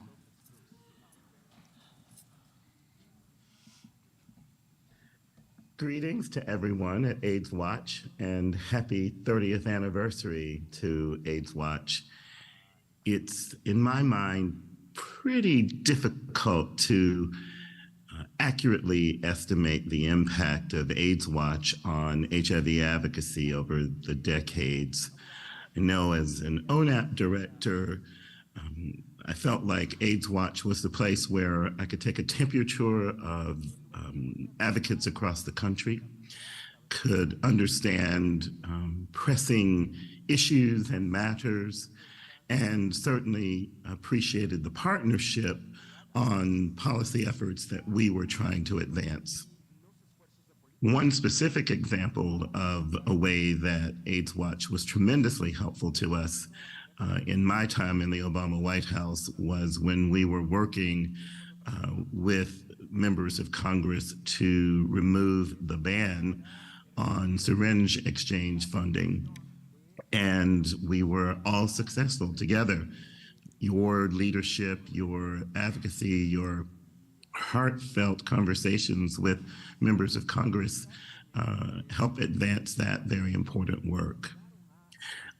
I also hope that there are new people there today who are excited and as thrilled as I was for my very first AIDSWatch, where I remember sitting with Donna Cruz and members of the government staff as they prepared others and me to go up on the Hill. It was the first time I'd ever gone on the Hill to actually meet with members of Congress to talk about HIV and the importance of disclosing my own HIV status, of representing people from Massachusetts, where I lived, as well as having others represent their constituencies was so important and very exciting. And it was very clear that members were moved much more so by personal stories and experiences than perhaps some of the materials we left behind or policy briefs. While those are completely important, I just want to underscore the importance of your being at AIDSWatch, your participation, and your being as open and vulnerable as you're willing to be at any given moment. So I want to say congratulations to AIDS United on 30 years of AIDSWatch. Congratulations to all of you who were there. And I'm really sorry not to be there with Corny and Sandy and others who are there in person, but I know it will be a tremendous day and a tremendous AIDSWatch meeting. Thanks. And of course, you all know that Jeff was President Obama's first director and Douglas was his third. And so we're appreciative. And now we have President Biden's director. And as Sandy said, you know, and we're not, AIDSWatch is largely focused on Congress, but it's also a message to the administration. And Sandy talked about our role in, you know, holding our friends to account as well. And so, Harold, I'm going to give you sort of the tough question. Sort of in terms of where we are now and moving and working with this administration and this Congress, and from your conversations with Congress, you know, one of the things I think about is that everyone's sort of focused on 2030 and getting to the end of AIDS as a public health threat, which isn't ending AIDS. It's not the same thing. Right. And all the people living with HIV will still be here, hopefully. Mm-hmm. But right now, AIDS is the 7th leading cause of death for Black men 25 to 44, and the 8th leading cause of death for Black women 25 to 44. And it's in the top 3 causes of death for all gay men across the country of all ages. And so given you can end a public health threat and none of our people will be saved. What can we do? How do we get a message across? What do we need to tell Congress from your conversations? And how do we have the administration lift up the lives of these important constituencies? Cornelius, I'd expect nothing less than a tough question from you after 30-something years. So thank you for that question and the opportunity. And congratulations to AIDS United and to NAPWA for 30 years and the 30th anniversary. And to all of you who this is your first AIDS Watch, definitely welcome. I keep doing the math on 30 years, and every way I count it, I can't believe that it's been 30 years, because it was 30 years ago that I started at the state of North Carolina in helping to institute the HOPWA program. And I keep counting it, I count my age, and I keep going back and I keep going, damn, it still adds up to 30. So it's truly amazing. So for all of you, this is your first, hopefully it won't be your last, and hopefully some of you will be sitting here as White House directors of ONAP as well. It's a tough question, but it is the question, and part of the challenge, I feel like, as part of my job, in addition to everything you think it might be, both administratively and policy-wise, is trying to get different stakeholders and different groups who sit around the table to understand the statistics that Cornelius just gave us. The fact that HIV is, yes, a public health threat, but HIV is a result of systemic and structural racism. HIV impacts our Black lives, our quality of life. And so having those conversations, whether it's in the White House at the Gender-Based Policy Council, whether it's with stakeholders in Congress, whether or not it's the Economic Development Council, whether it's the Department of Labor and trying to get them to realize the role that employment plays, is all part and parcel of the work of the ONAP director, but also the work of the community, because there is not that awareness. When we come out of this HIV echo chamber, our churches don't realize this. Our parents often don't realize this. Our community groups don't, our sororities and fraternities don't realize this, and we're not having those conversations so that they can understand the need and the urgent need. For the first time in the National HIV/AIDS Strategy and the implementation plan, we've also included quality of life indicators for people living with HIV. And so it's an evolution of the work that happened with Jeff and with Douglas and the other directors in the Obama administration, that we've picked it up. And when we talk about ending HIV as a public health threat, we also want to end HIV so it's not that defining characteristic for people living with HIV, and that they can have access to housing, access to employment, good mental health and substance abuse treatment. And so the quality of life indicators talk about this, and that you feel good about your own health. There's an indicator in there that says how self-reported quality of life. How do I feel? Because the labs may all be great, but I still feel bad for whatever reason. What's going on? So for the first time, we're being able to measure that. I think the important thing to in addition to sort of recognizing and acknowledging both sort of where we are with the epidemic and its impact on Black lives and the quality of life pieces, and sort of thinking about sort of the intersectionality of HIV, is also the need to ensure that there is adequate funding. I was very happy to hear sort of the talk about what needs to happen on the Hill and the conversations to educate lawmakers about the need to not only fully fund EHE in order for us to reach our 2025 goals, but also thinking about the Ryan White program as well, and that it doesn't make sense to just fund EHE and then keep Ryan White flat. So those are definitely conversations that need to happen.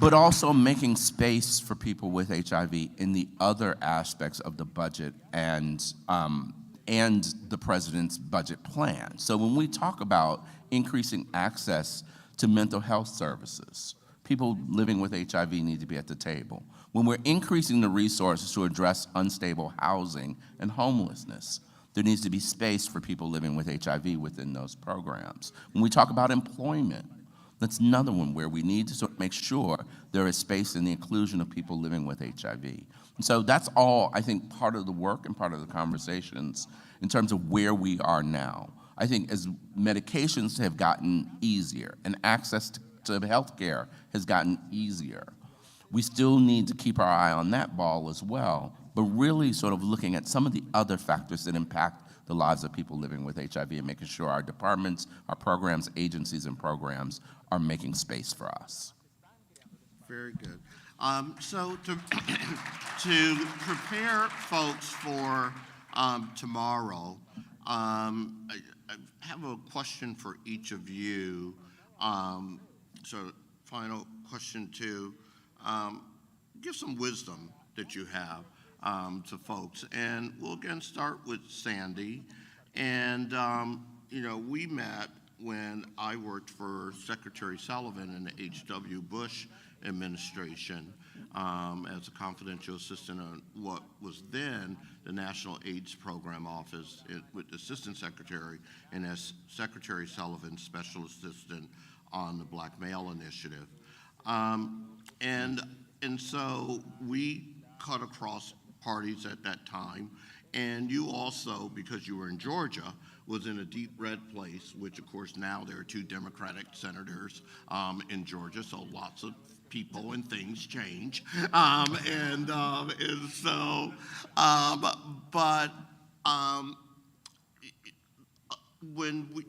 was a point when you were at the White House and you said, I need to meet some Republicans. And so we went out for drinks and you met a lot of Republicans. And that led ultimately, though, to your having a very good friendship with Senator Helms. Yes. And which led to ultimately the Life Initiative and PEPFAR funding and all of that. A lot of people here in the room are from places where they don't believe they're representative, or they know their representative may not represent them. But they need to be in dialogue. So what have you learned in your experiences that helps bring that about? So when people are in the room tomorrow, because these are still the people they pay their salaries, they work for them. So how do you have those conversations? Thanks, Cornelius. I think that's an important conversation, particularly in these political times. And so it's sort of what I was talking about before. It's so important to understand that we have to work with people that we don't agree with. We have to find some common ground, which is, I think, so incredibly important. If anyone had told me when I was at AID Atlanta that my best advocate when I was sitting in the White House would be Jesse Helms, I would have had them taken away in a net and put in some nice place and given some medicine. I mean, I would have never believed it. But I knew he was the chairman of the Senate Foreign Relations Committee. So I knew I needed his help if we wanted to do something about the global epidemic, and that I was going to have to find some common ground with him. We can find common ground with anybody. We do it every day. We do it in our neighborhoods. We do it in our families. You know, we do it at Thanksgiving dinner. You know, you have to be able to sit with someone that you have incredible differences with and work to find that common space. And whether that's, you know, around children, or whether it's around women, or whether it's around healthcare or mental health care or suicide prevention, I mean, we never know what it is. It's one of the things that's so important about doing your homework when you go up to meet with people on the Hill and in the administration. You know, what is it that drives them? And not focusing on the place that we know they're, you know, a crazy, homophobic, whatever it is that we think about them, but that let's find the place where we can coalesce and start our conversations there. We don't have to agree with anybody to get the good work done, but we do have to find and develop and nurture relationships with those people who are in power in the Congress and in the administration, and keep those relationships going over time, because, you know, you just never know. You don't ever get to choose, you know, the people that you just like to be able to get this work done. The majority of the time where we have made the most progress was convincing our friends with whom we did not agree that this was the best thing to do, that funding Ryan White was the best thing to do, that funding Hopwell was the most important thing we could do. And it just takes a little work, but it's, you know, I used to, like, for a Southern grandmother who would say, honey, you can find something good in everybody, you know, so you just have to take that time to find something good in everybody, and build a conversation from there. Great, thank you. And then Harold, last word is to you. I mean, these are your troops. You're our general over at the White House, and these are your people, and they're going to the Hill tomorrow to fight for you to have the tools that you need. And what do you want to say and ask people to do tomorrow? So tomorrow, as you go and meet with legislators and their staff, I think it's important, a couple of things, like building on what Sandy has said. I remember when we were celebrating one of the anniversaries of the Ryan White program, and Jeannie White-Ginder talked about being asked by Orrin Hatch to come and speak. And she was reluctant, and he told her, everybody that you're gonna talk to has a mother. So just try to build that common bond with them and speak to them as somebody's mother who's gone through and has been living with this disease, and it'll make a difference. And so I think it's that humanizing, that human element, and trying to find that common ground that Sandy talked about. But in doing that, I think there are a couple of asks. And at the morning session, they outlined some of the bills that really impact our lives, and thinking about sort of what they may want to do to Medicaid, thinking about what they may want to do to EHE, and also the funding that is needed. The other thing that I will say is that there's the conversations that need to happen here in Washington, but there's also some conversations that need to happen at the state and local level. We have the support of the Biden-Harris administration. You have the support at HHS, but without congressional funding, we can't get there. Then we're also finding that at the state and local level, there is a level of hate and stigma and discrimination that is on a course to try to either stop our progress or take us backwards. And we need you all to do that work when you get back home to ensure that that doesn't happen. Because the impact of that is that it does tie our hands here in Washington, even if we do get the funding in some cases. So I think, while still trying to keep my job, I think I'll stop there. But hopefully, I've been clear about that need to educate once you go back home, taking the lessons you've learned here in Washington. Great.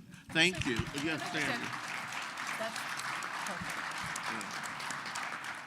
Just one more thing, and I think that just to reiterate, that when your personal stories and the stories of your loved ones resonate more than any statistic that any of us can ever give anybody.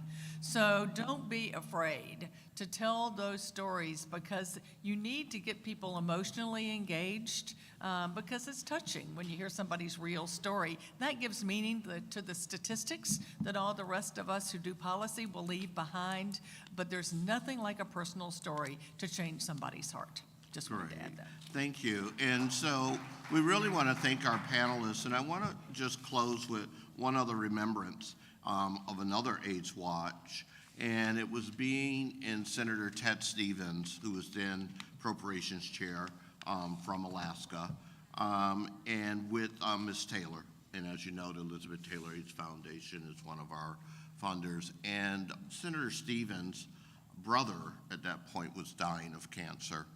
And he and Ms. Taylor got into sort of back and forth. And he said, you know, lots of people need care. And her response to him was, and they deserve it. But we're here today to talk about AIDS.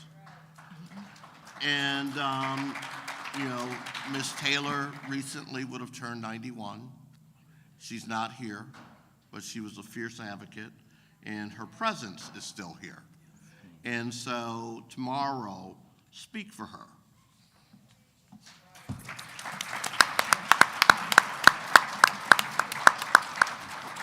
Cornelius, Sandy, Harold, thank you so much for your years of service and dedication and friendship to this community.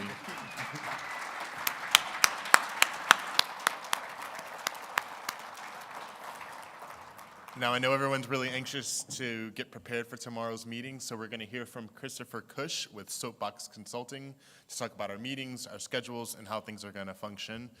Christopher wasn't at the first AIDSWatch, but he was at the second, and he's been a friend to this community for a long time. Christopher?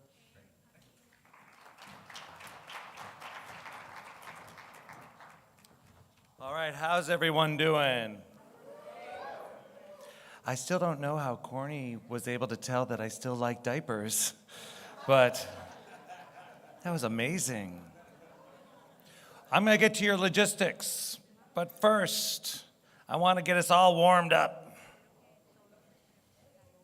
So we are 289 people from 32 states here in this room.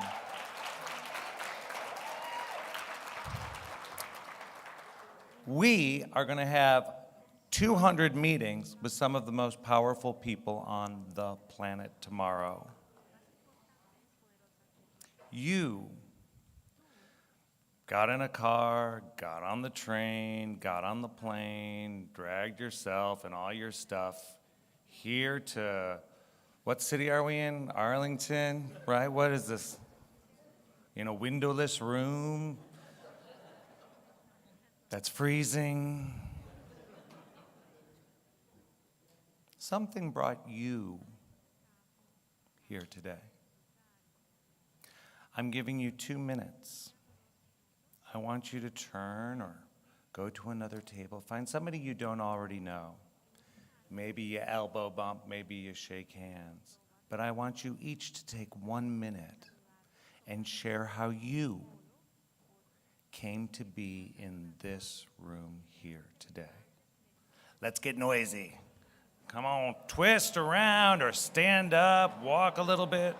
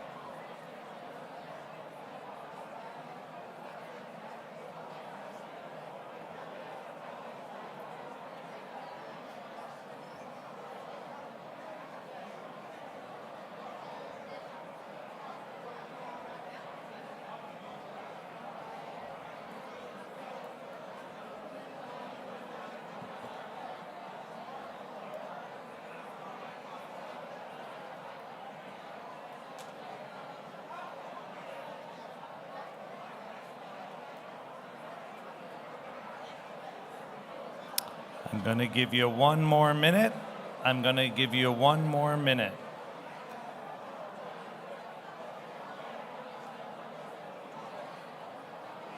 Oh, I do. Oh, thank you. Yeah. Thank you.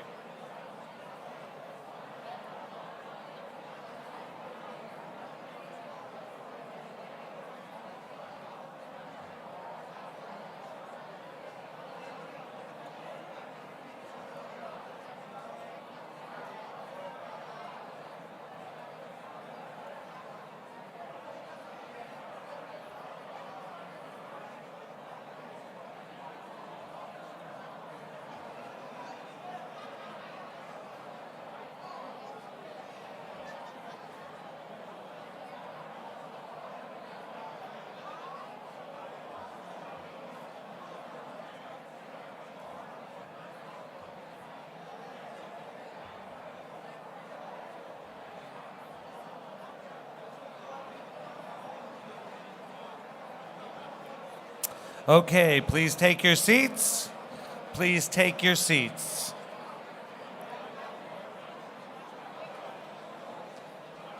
All right.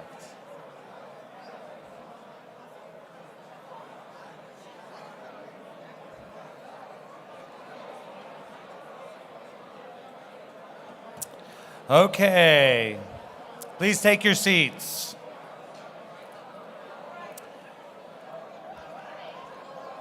So I've got a question for you. I have a question for you. All right, please take your seats. I have a question for you.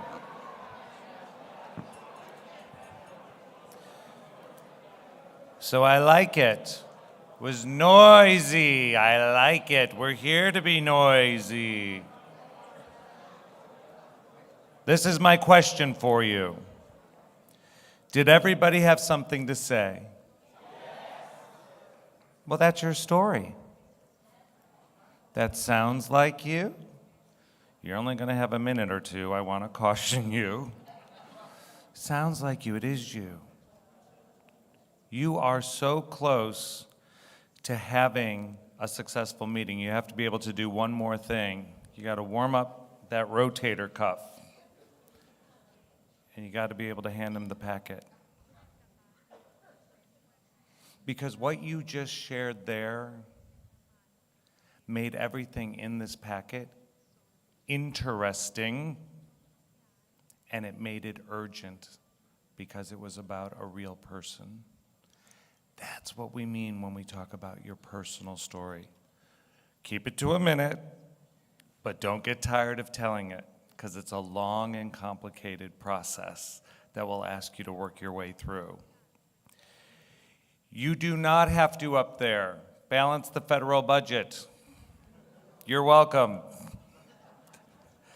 Please don't Google how a bill becomes a law and try to advise your senator on how she can use a maneuver that she might not have heard of in order to pass our legislation.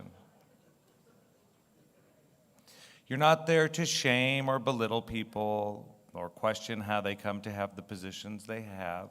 Remember, we need to be in dialogue. The thing is, unless we're in dialogue, it's a one-time meeting. So you can drop the F-bomb once and go marching out once. We need you to keep coming back.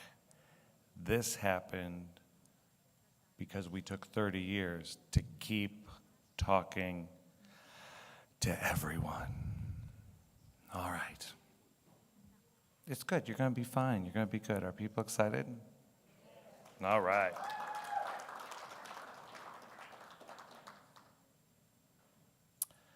So I'm going to say my little thing, what I'm feeling right now. I'm jumping out of the slides just for 1 second, which is that whenever people mention the amount of years that some of us have been involved with this issue, as part of it, I get filled with sadness. I mean, I almost, when I was listening to these speakers talk, my eyes filled with tears. There's these both extremes. There's tremendous joy and pride at knowing that you were on this planet doing something relevant, hard enough for yourself, stood up for yourself when the whole world was like, no, we don't need to hear anything. And you found the words to say, I think I need something. And then you stood up for all the other folks who are not here in this room who need to be. And so there's tremendous joy in that. And there's tremendous joy, I think those martinis sounded great. Tremendous joy of being able to work together. And then there's also, we're doing real work, and it is hard. It's been hard. We keep talking, we keep staying active no matter, what the challenges are. And so I feel both of those things. I mean, it's special. It's a special feeling. There's nothing I do in DC that would give me that feeling, but it is special. So thank you for that. All right, you are about to get your printed schedules. Your printed schedules have your name in the upper right-hand corner.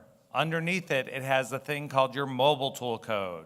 If you didn't get your mobile tool code or can't remember it, don't worry about it. It's right underneath your name.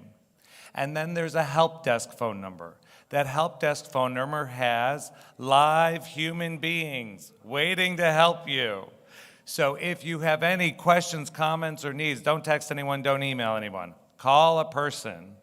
We're here to help you. Today, we're in the room, and tomorrow morning you'll see us as well before you go up to the Hill. Or today, we're just outside the room, just outside this exit door. There is a congressional help desk that's going to become important in a moment. Underneath that, you have the name of your team members. Almost everybody is with a team that has the exact same schedule.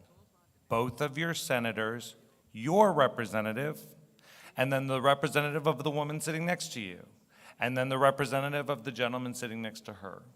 You are expected as a team. You are on those rosters as a team. So you will go to all of your meetings together. The doors are open again up on Capitol Hill, so we're happy because of that. But one of the ways, because these are business meetings for you, that they are expecting to sit down and talk about policy, one of the ways that we can make a misstep is having somebody waiting for you and you don't come through the door. If anybody doesn't feel good, if anybody didn't make it to town, that's all fine. But you're going to tell Soapbox before we go to lunch, and we'll be able to cancel any meetings we need to cancel or adjust the rosters. Your meetings are in time order with building abbreviations. If you're meeting with staff in those offices, it'll have the staff name and their title in parentheses. I would like to caution you about staff. Be careful of your body language. Be careful of your verbal language. Oh, I didn't know we were just going to meet with staff. No, I know you're only staff, so you probably can't tell me. You want to think about who picks up the phone in a long and complex process when we call the Senate office. Who picks up the phone? The senator? Hey. Right. If you communicate to staff that they don't have a role to play in this fight, they will oblige you. That's their job. So be very careful. Getting an email and getting a phone number is huge to us, to our plan, to winning, because we won't wrap everything up tomorrow. Okay. Map of Capitol Hill. 3 Senate buildings to the north of the Capitol, near where you will be dropped off by the buses. Those 3 buildings are all connected through basement hallways. We have entrances and accessible entrances marked and places you can find food. You get into one of those buildings and you are close to both of your Senate meetings.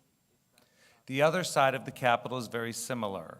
3 House buildings, House office buildings to the south of the Capitol. To get there, you must go outside and walk the 4 long city blocks to the other side of the Capitol. We're hoping it's sunny. We have estimated walking times on the map. We understand some of you will take a little bit more time. So if you feel like you can make it, then go for it, and then call the help desk if you're running a little bit late. If you feel like it's too much, we can take 1 or 2 of the meetings off your schedule to give you enough time. You'll let us know this morning. We're happy to do either thing. A couple notes about the mobile tool. The mobile tool stays active. So remember, it works on any device that has a browser. It's not an app, nothing to download. If you download something called Soapbox, I believe it's a staffing app. So you may find yourself some, like a side hustle maybe, but it won't be us. So you go to sboxmobile.com. It's all on your printed schedule. Put in your phone number. It's important that you do that so that, A, we know you've checked in, so we know which offices people are going to show up in. If somebody hasn't shown up here, we want to know about it. But B, we'll send you push notifications tomorrow if anything changes. Every single meeting also has a feedback form. So state leaders or one person at a minimum from each team, please give notes to your DC folks of what happened in your meeting, what you discussed. There are several issue areas you might focus on, and what the office asked. If they ask a question you don't know the answer to, it's the best thing in the world, because we get to go back up there in a week or two and have the same meeting, and we become visible and central again. The feedback is not just if someone changes their minds or makes a firm commitment. The feedback allows your folks in DC to continue the conversation where you leave it, so we don't have to go back to the beginning. If there is a TBA on your schedule, we are still working on that, and some of those will come through. If something doesn't come through, you will have a leave behind packet for each office in your state, and you will still drop by that office, ask if anything has opened up today. Some folks are out of town. Don't worry about it. If it remains a TBA around 3 o'clock tomorrow, I'd stop by and drop by the office and just get that done. You will have leave behinds for the other districts in your state. So if we didn't have a constituent or a service provider, you have a leave behind depending on how much or how little you want to do in your state. Finally, state leaders. State leaders may have been assigned to a different state as we were getting our final rosters together. So state leaders, if I give you a schedule today that has a different state, a state you used to be assigned to, but not your current state, give me time to get back to the office in a couple hours. You'll see in your mobile tool the correct state. Those of you who registered on site, you will not have a printed schedule here this morning, but we will take your name and email. We should have that already, but I would write it down, or if you have a business card, drop it in the envelope I'm about to tell you about. And you will have a mobile tool code in a couple hours. So we'll email you with your schedule if you registered on site, but you're seated with your state. You're going to be grouped with your state. You can kind of look at your schedules, and state leaders, you have a full list of all the teams and all the meetings for your state, so people can look at that if you registered on site. Okay, I think, that's what the feedback form looks like, super easy. If the member pops in, you can take a photo, a still photo, attach it to the bottom of your feedback form, and we can visually document the impact that you're having along with the substance that you'll use to answer the questions. We have not received permission in any case to take live video during any of these meetings or to record live audio. So it would be a serious situation if somebody was caught doing that the way the Hill is these days. So please don't do anything live, but a still photo is charming at the end of your meeting. Okay, so now we hand you your schedules. So you will get a large envelope at your state. Please stay at your states while we hand out those envelopes. If you're the state leader, maybe you volunteer to, I'll take that envelope. But we need one person at each state to do 3 things. So you're going to get that envelope, pull out the schedules, look in the upper right-hand corner, and immediately hand out the schedules to everyone who's here. Then as the state leader or the self-appointed state leader, you're going to take any schedules that people don't claim and put them back in the envelope. Those are people who are not here or not here yet. You're going to take a card or a name and address from anyone who doesn't have a schedule, somebody who registered on site, but just double up that information for us. Put that in there so we know you're here and waiting for a schedule to be emailed to you. And any other questions, comments, or needs from your group, including and especially if any meeting is not going to have one of you, maybe later in the day, so that we can clean up on the Hill what our rosters look like. And you will check in, one person from each state, check in with the Congressional Help Desk, even if there's no changes for your state. You're going to return that white envelope, even if it's empty, and we will hand you your leave behinds for your entire state. So unclaimed schedules, people who are waiting for a schedule, and any other changes like, oh, you know, Bob is not actually feeling well, he's not going up to the Hill tomorrow.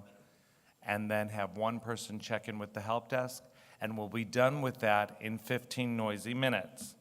Final thing I want to caution you about.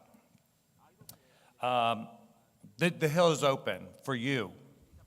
The Hill is open because you are part of the policy process here in this country. The Hill is open because for 30 years, you have been a partner, not to go up there and be nicey nice, but have been a partner in helping a big and complex country get it right.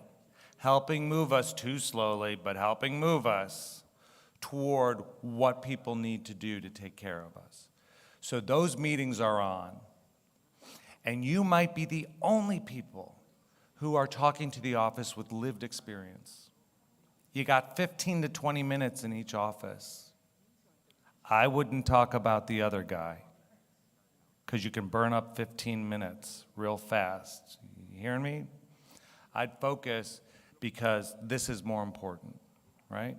Okay, enjoy your day. Stay at your tables while we hand out the schedules, and then we'll see one person from each state outside, and Carl has some final announcements. And Thank you, Christopher. Before we jump into our state meetings, I'd like to acknowledge our lunch plenary sponsor, the Elizabeth Taylor AIDS Foundation, and welcome Danny Francesi, Elizabeth Taylor AIDS Foundation Ambassador, comedian and actor, and longtime AIDSWatch advocate. Welcome, Danny.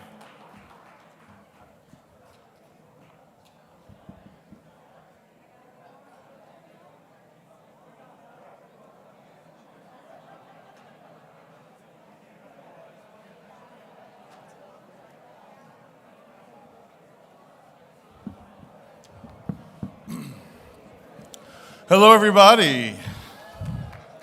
Thank you so much. Let's give it up for the outstanding AIDS United team and their 30th year of AIDSWatch.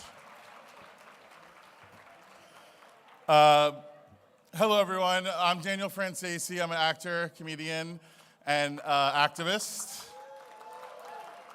And I'm so happy to be back with you again for what I think is like my 6th or 7th time here at AIDSWatch, but I think counting the virtuals, maybe it might even be 8 or 9. I'm bad at math, but I am good at the statistics.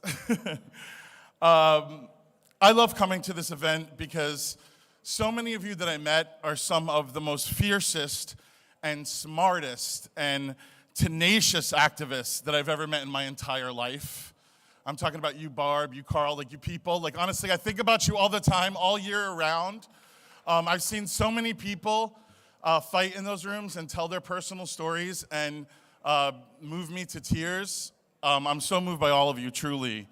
I'm so proud to be an ambassador for the Elizabeth Taylor AIDS Foundation because of the tireless efforts of Miss Elizabeth Taylor. I've heard so many personal stories about her and what she's done in the movement for LGBTQ people and people living with HIV at a time when no one else in her sphere of celebrity stood up. I've seen firsthand how much one person can do. I also love it here at AIDSWatch because it's a place that has taught me that change can happen in Washington. I've seen it before my eyes. I've seen unlikely people become allies, and I've seen allies join the HIV cause and the caucus and become more involved in the fight to eradicate this disease. And I know that being here can cause a change for good. The LGBTQ plus community and our allies face a lot of persecution currently right now in our country. And a lot of our critics say that LGBTQ people are a movement and not a community.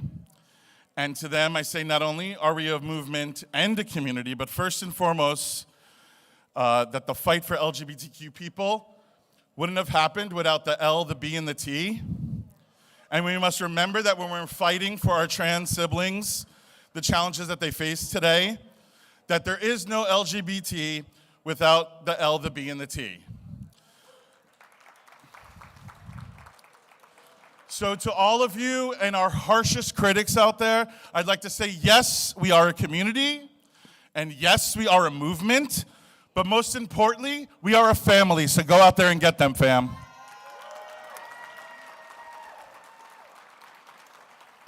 I just want to thank everyone here today for the work that you're doing to support people living with HIV.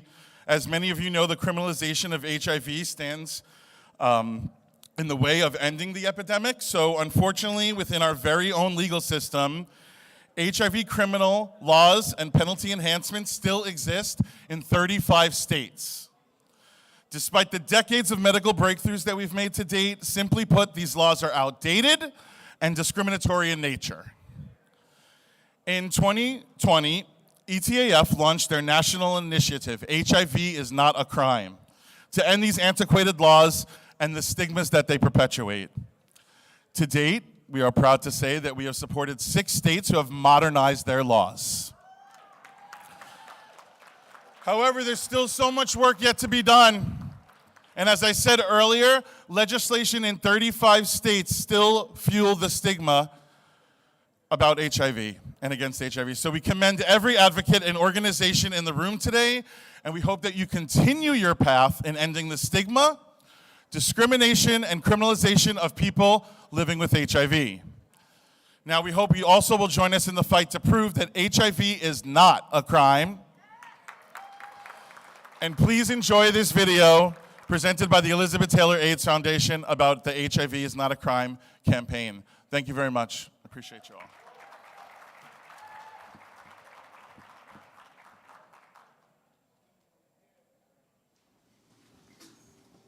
Educational efforts as well as public health policy decisions must be based on the facts, not fear. I pray that you will join me in waging this war so that we may soon see the day when AIDS will be but a painful memory. We will win. We must win. We must win for the sake of all humanity. Thank you. At the time Elizabeth Taylor spoke these words, the HIV/AIDS pandemic was surging. Hundreds of thousands of lives were being upended. We were a nation gripped by hysteria and fear of the virus. That fear permeated through the cracks and corners of society, which led to legislation targeting the spread of HIV. Unfortunately, these very laws that were formed over 30 years ago have not kept up with modern science. I was pregnant when I received the diagnosis. Hearing that news, it felt like my life was just leaving my body. But in that moment, I committed to doing everything to protect my little one and my 2 older boys. But it wasn't enough.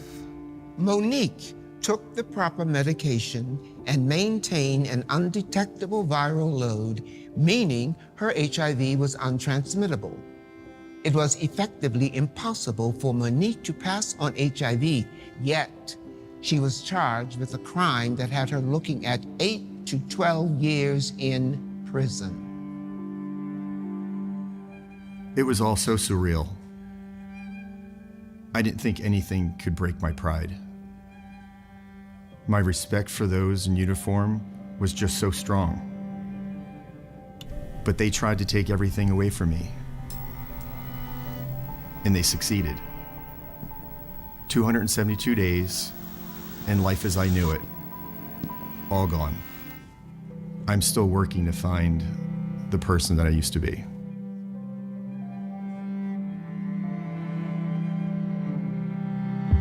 The thing is, HIV no longer needs to be a death sentence. Thanks to advancements in therapeutics, proper use of modern medication gives people living with HIV the opportunity to thrive without the chance of passing it on to others. Science has taken an incredible leap forward, but the laws remain stuck in the past. Legal guardrails already exist for people who knowingly transmit a communicable disease. These laws don't provide equal justice or keep us safe. Instead, they reinforce an environment of fear, blame, and stigmatization, encouraging those unaware of their status to avoid testing and robbing those living with HIV of their dignity to access treatment free of discrimination.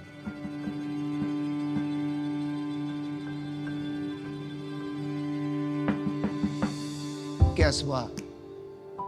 HIV affects everyone. no matter your background. But there's good news. We can end HIV. These laws are some of the last barriers preventing us from doing so. Here's the plan. We are asking you to get involved by going to etaf.org/HIV is not a crime and signing up for notifications. We are monitoring developments in states with some of the harshest HIV laws and will let you know when it's time for you to jump into action. Everyone deserves to be treated fairly under the law. HIV is not a crime.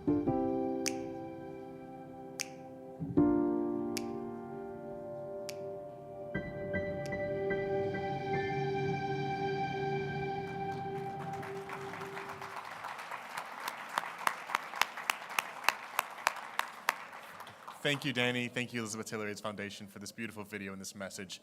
We're looking forward to carrying this message around decriminalization of HIV on the Hill tomorrow. I'm just going to give you all a few logistical updates. First of all, tomorrow morning, and as Christopher said, y'all got on planes, trains, automobiles to get here, so be present. Tomorrow, we're going to be gathering at 7:15 in the hotel lobby for a bus over to Capitol Hill for a rally where we're going to have our voices heard to kick off the morning and shout from the rooftops that HIV is not a crime and that we're here to end the epidemic. And then we're about to move into the state groups. I know that folks have passed around some envelopes and schedules. But let's take a few moments as lunch is being set out to connect with your state groups, determine your speakers and your speaking order, confirm your rosters, check back in with the Soapbox team. Their table is right outside of this ballroom over there. After the lunch, we'll move straight into the afternoon sessions, training, advocacy sessions, networking sessions. Please enjoy lunch. Please enjoy getting organized for tomorrow. Thank you.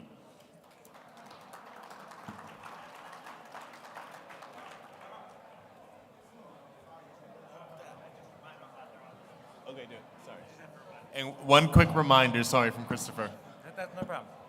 When you are done looking at your schedules, please send one person with the envelope, even if it's empty, to the help desk right outside this door, to my left, to your right, and pick up your leave behind folders for tomorrow, or your leave behind packets.